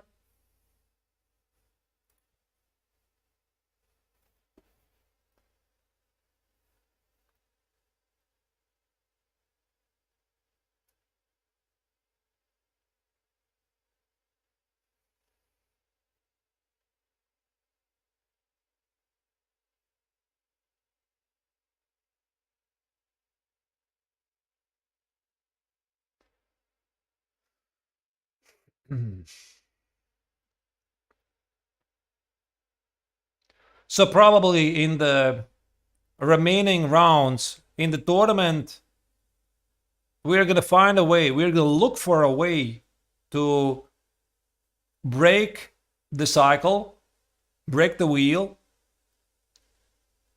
and limit the damage. So what I was telling Levy when he was having not a great start in Spilimbergo is find a way to limit the damage. Don't make a terrible tournament out of a bad start. And he did it in the end. He managed to gather his strength. He beat Alberto in the final round. He equaled his rating losses. Finished the tournament on a positive note. So he'll have to do it the same here in New York.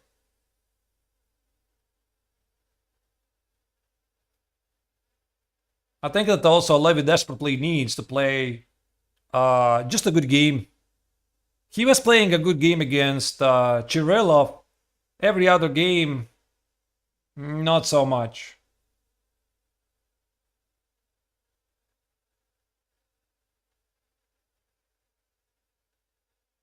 Queen c6 is played by Levy. He stops queen a4. He complicates matters to give up the pawn on h5. Exactly what I was talking about. Rook a5, that's a nasty move. Threatening to play rook a8, rook e8, queen h5. White is playing all over the world, all over the board, here and here. There are multiple weaknesses. Maybe b6. Stopping rook a8, b6, rook a6 most likely will happen. White is not going to give a check on 8. Oh, wait, he can actually. He can just give a check.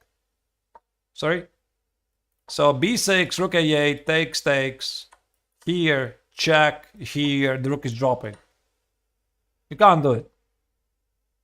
You can't do it.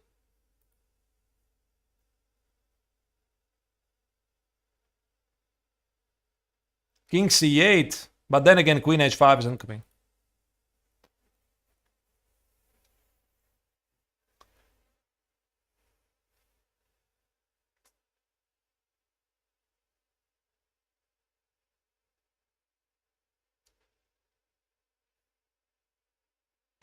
Yeah, 2 minutes for Levy. He's trying to find a way to complicate, but it just... The reality here, he was outplayed in this game.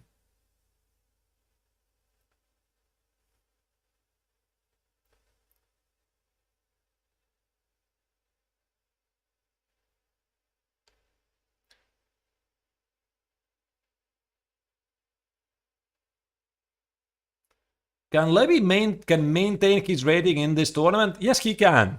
He can. So if he loses this game, he's going to be about minus 12. Something like that. And this is essentially 2 victories. 2 victories. So if he scores like 2 more victories in a row, in the next game, for example, if he wins against Barbosa, it's 6 points.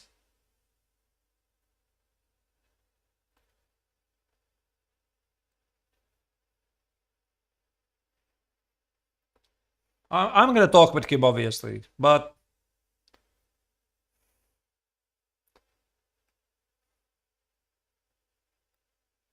I hope he is going to hear it. It's so easy to say things, and am I sure it's minus 12 or not minus 24? I'm pretty sure it's not more than minus 12. It's definitely not minus 20.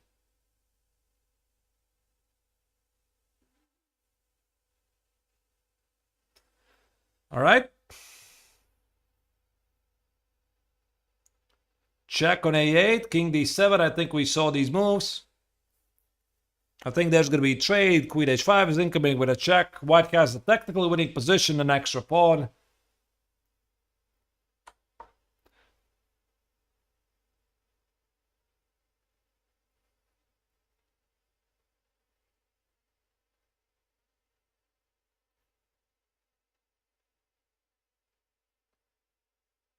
I think here the trade is going to happen. Queen h5 is going to happen. Rook a8 is going to happen at some point, and we are going to reach technically winning position for white.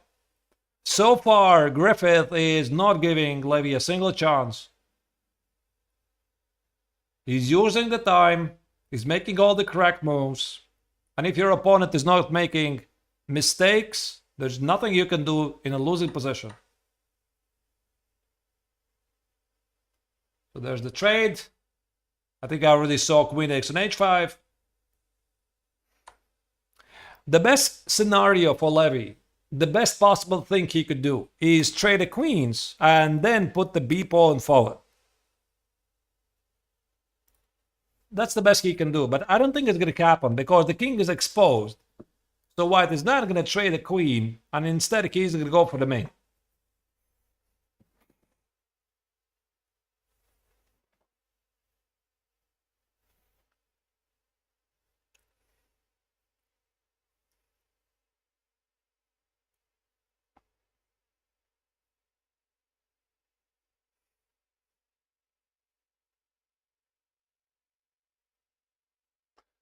Nine minutes for Griffith.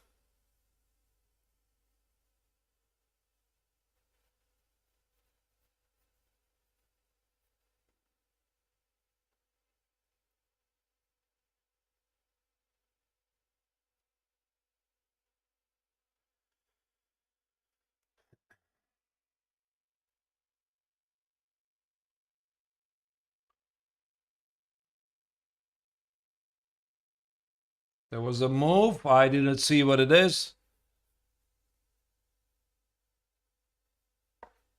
Queen h8. Hitting the pawn on g7.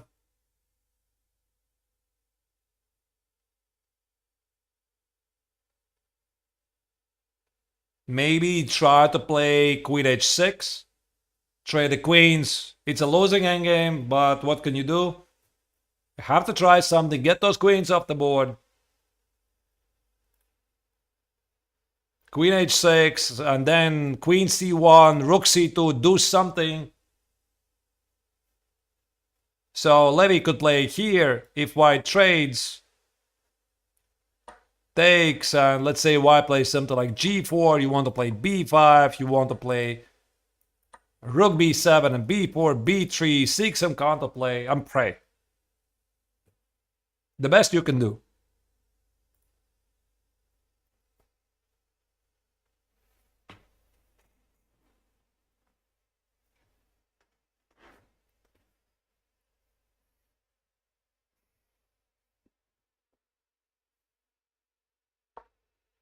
Queen f6. Yeah, now I think Rook a8. Immediately finishes the game. There's one check on c2.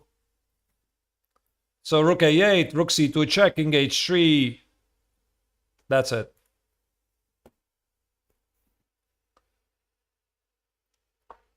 Rook a8 is on the board. Now, Levy's going to try to do something. King d6. Okay, he has a different idea.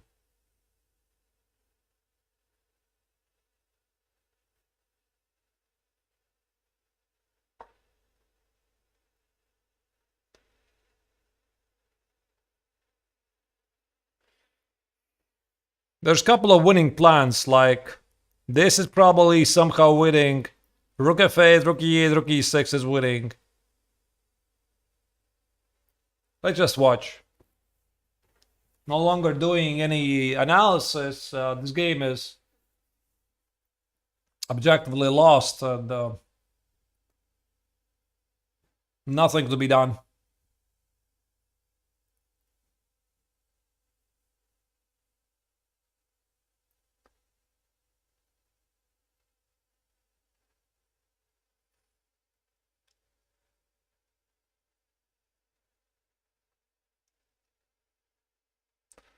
I saw a move.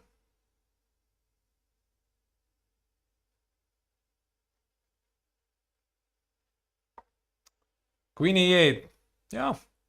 Keeping the queens on the board. So you can also take notes in this game how Kyron was handling the game. He played a really, really nice game and showed that even though the position felt to be like, I mean, just better, he played all over the board, created weaknesses, kept pressure, improved his position, and then at the right moment made the right choices. Very instructive. So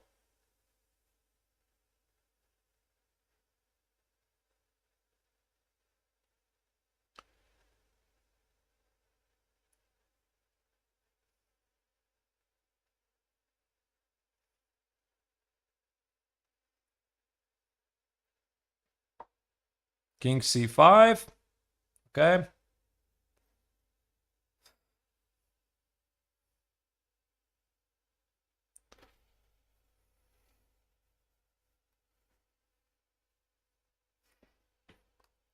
I think this looks pretty nasty. Collect the pawn on e5.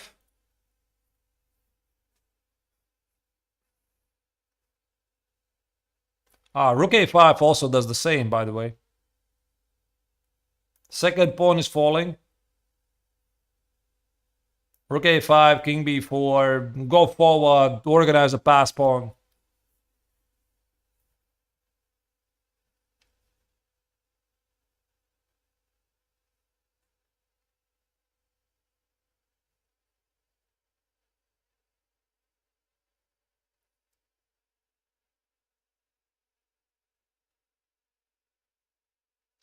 Actually, I wouldn't be surprised if in this particular tournament Griffith could make the GM norm.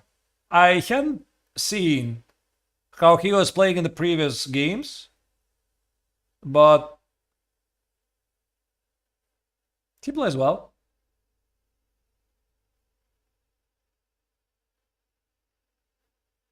Obviously, there's other title seekers in the tournament who are thinking the same.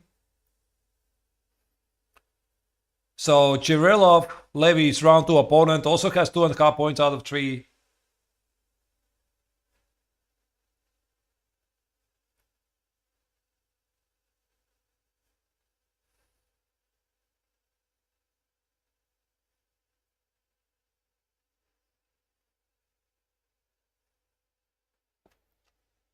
So it could be great that both of them eventually would become grandmasters, and then, let's say, something like 5 years later, with a smile, remember this game, how they fought against each other.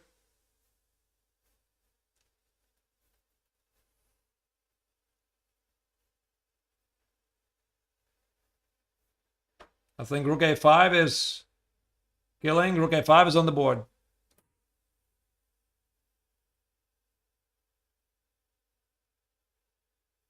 King b4. Yes, go forward.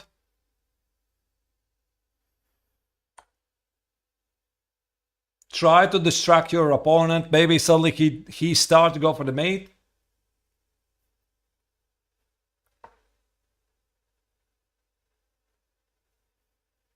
You know, maybe White suddenly starts to think that there's a mate. Check here, check here, check here.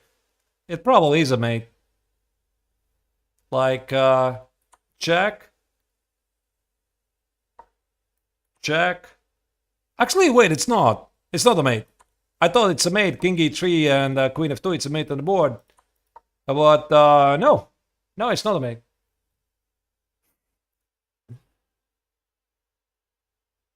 No. By the way, this is happening. It feels like there's a mate somewhere, but not immediately. There's always a chance.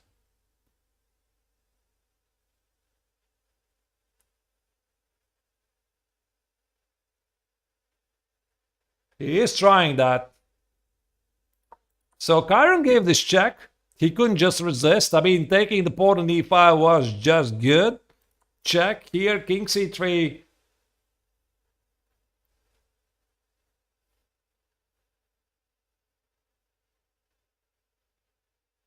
He played something. I think this rook is going to be falling in some lines, like rook a3 and queen goes here.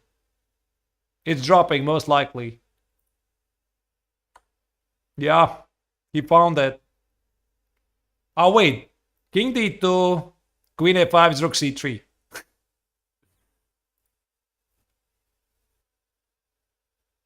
All right. At least Levy made it to d2. And he says, I've never been on this square in the tournament. The furthest square I made with the black king.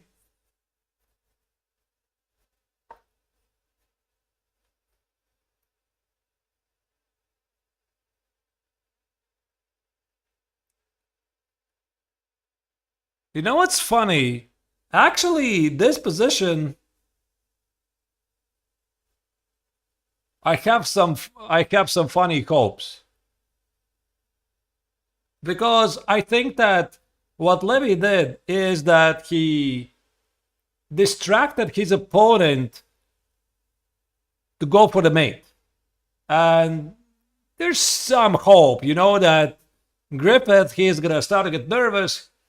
He managed to complicate something. I mean, objectively, of course, it's dead lost. The most likely the game is gonna finish with a logical outcome. But I like this. I like what he's doing. Activate a king and, you know, trying to confuse the opponent that he's going for the mate.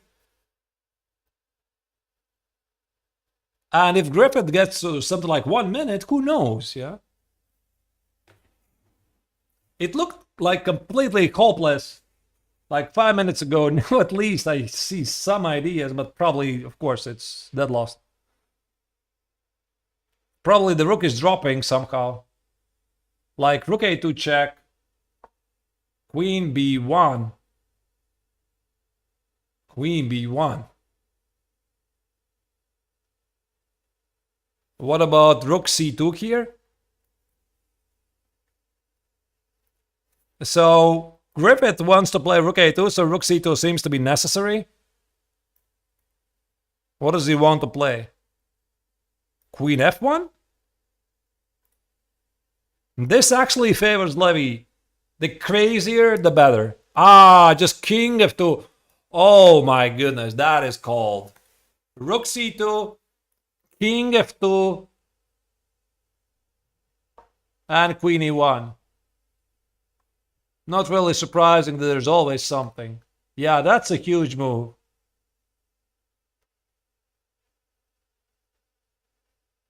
But unfortunately for Levy, there's nothing better.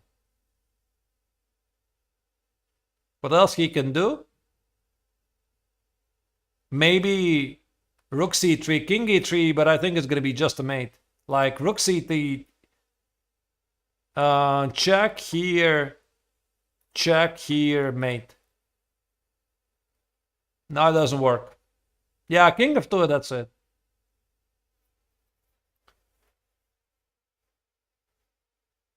So this is a mate threat. Maybe he can still somehow confuse. Let's say go here, here, here, check, here, check, here.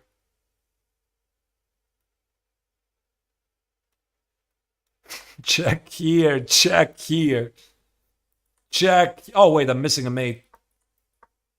Here, and go back. Queen f7, yeah, by the way, good practical choice. Rook c2, king f2 immediately loses.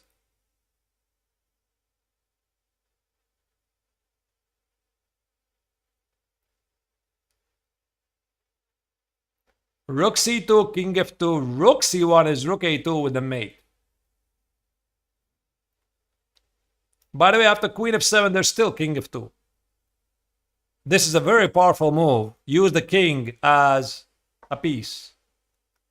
Queen goes c6. Okay. I assume it might be same idea. There are still practical chances.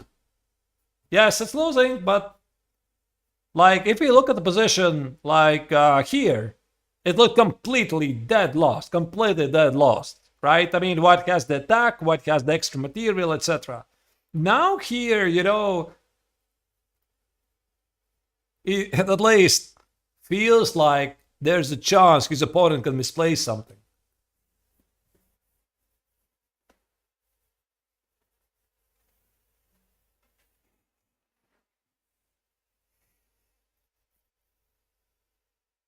Probably it's a mate. Let Chiron figure it out.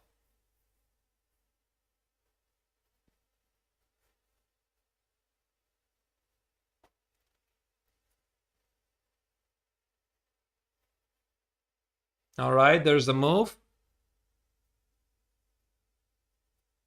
Oh, wait, I think he just drops the queen.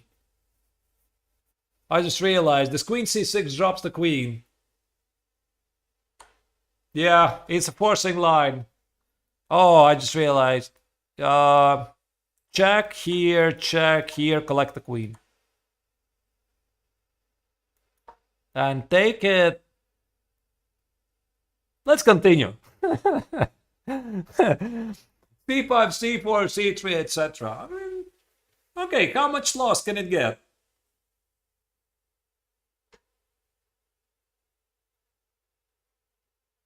But okay.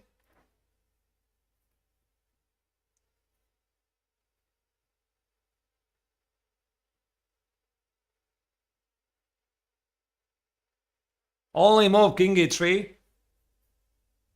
I think there's probably immediate mate somewhere. Like queen d1. Yeah, that's immediate mate. That's an immediate mate. Queen d1 is lights out. Not a very difficult move. So the only hope for Levy is that Griffith is gonna go for the queen. Queen d1.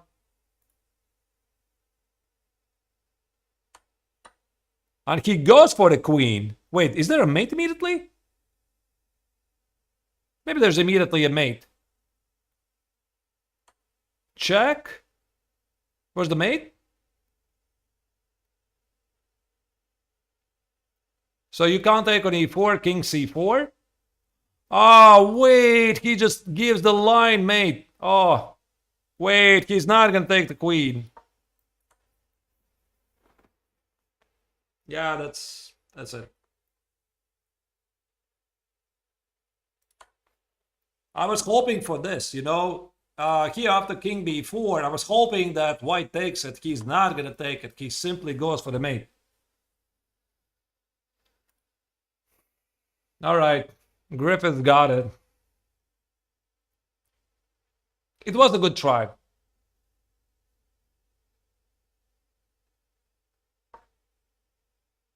That's not a mate? Am I missing something? Check. Wait, it's not a mate? Check. Here. Check. Oh, queen a4.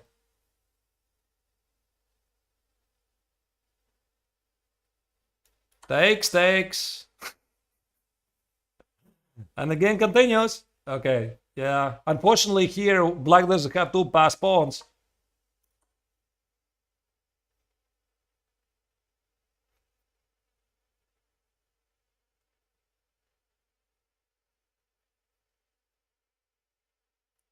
King b4. I would try this. King b5, okay. Yeah, Griffith sees the idea already.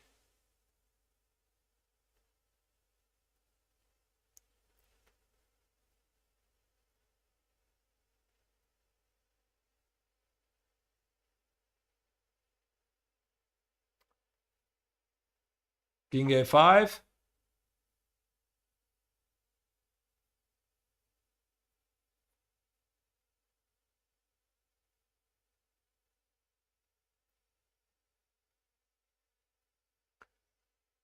By the way, I read some comments. Why doesn't he resign? Why doesn't he resign? Whoever said this, that nobody has made points by resigning early. You always fight until there's a chance. Even a ridiculous chance, a small chance, you always fight it out. You resign when you have no hope. Yes, crazy good things can happen. Exactly, I agree.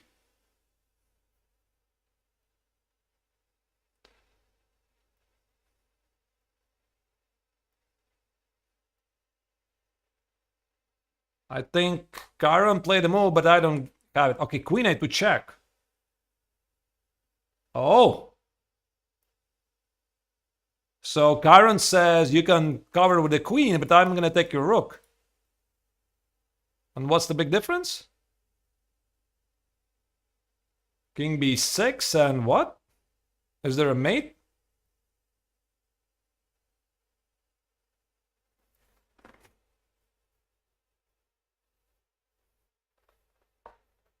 King d4.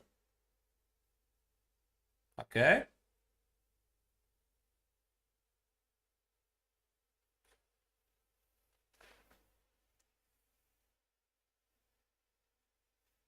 So Levy's only hope is to give away the queen and push forward these pawns. So he wants to do something like this. Takes, takes. And let's say white goes completely crazy. Something like g4, g5, f6. This is like a dream position for Levy from this terrible position. Push these pawns. Rely on the rook. Rook b2 is played. I think it's a forced mate already. Yeah, mate in 1. No, mate in 2. Check, checkmate. Alright, Levy's gonna fight it out. King c4, queen b3. Karen's got it. Alright, the game ends. So, Levy loses, and continuing the terrible start he has got in this tournament. So this is the third loss in 4 rounds for Levy. We kind of expected it's going to happen. After the middle game, it was just not looking really good for Levy. So, what can I say? A very powerful game by Griffith. By the way, in the end, the accuracy says that he played only 88%, 88.4%, but it was a very, very powerful game by his good friend, who continues his good run in the tournament, 3.5 points out of 4. For Levy, again, it's couple of painful lessons. Like I already talked about some of the key moments. Maybe I'll just again refresh what happened here. So, mistake number 1 here. This was actually a very powerful strategy by Griffith. He led Levy to believe that he wants a draw. And Levy spent here good 20 minutes getting ready for this. He had to basically agree to this, that he's gonna, he's agreeing to a draw. And this is the moment when Griffith actually pulled the Una reverse card and he played f3. And maybe actually this unexpected move by Griffith clearly caught Levy off guard, because he spent like 20 minutes on this. And maybe it played a role.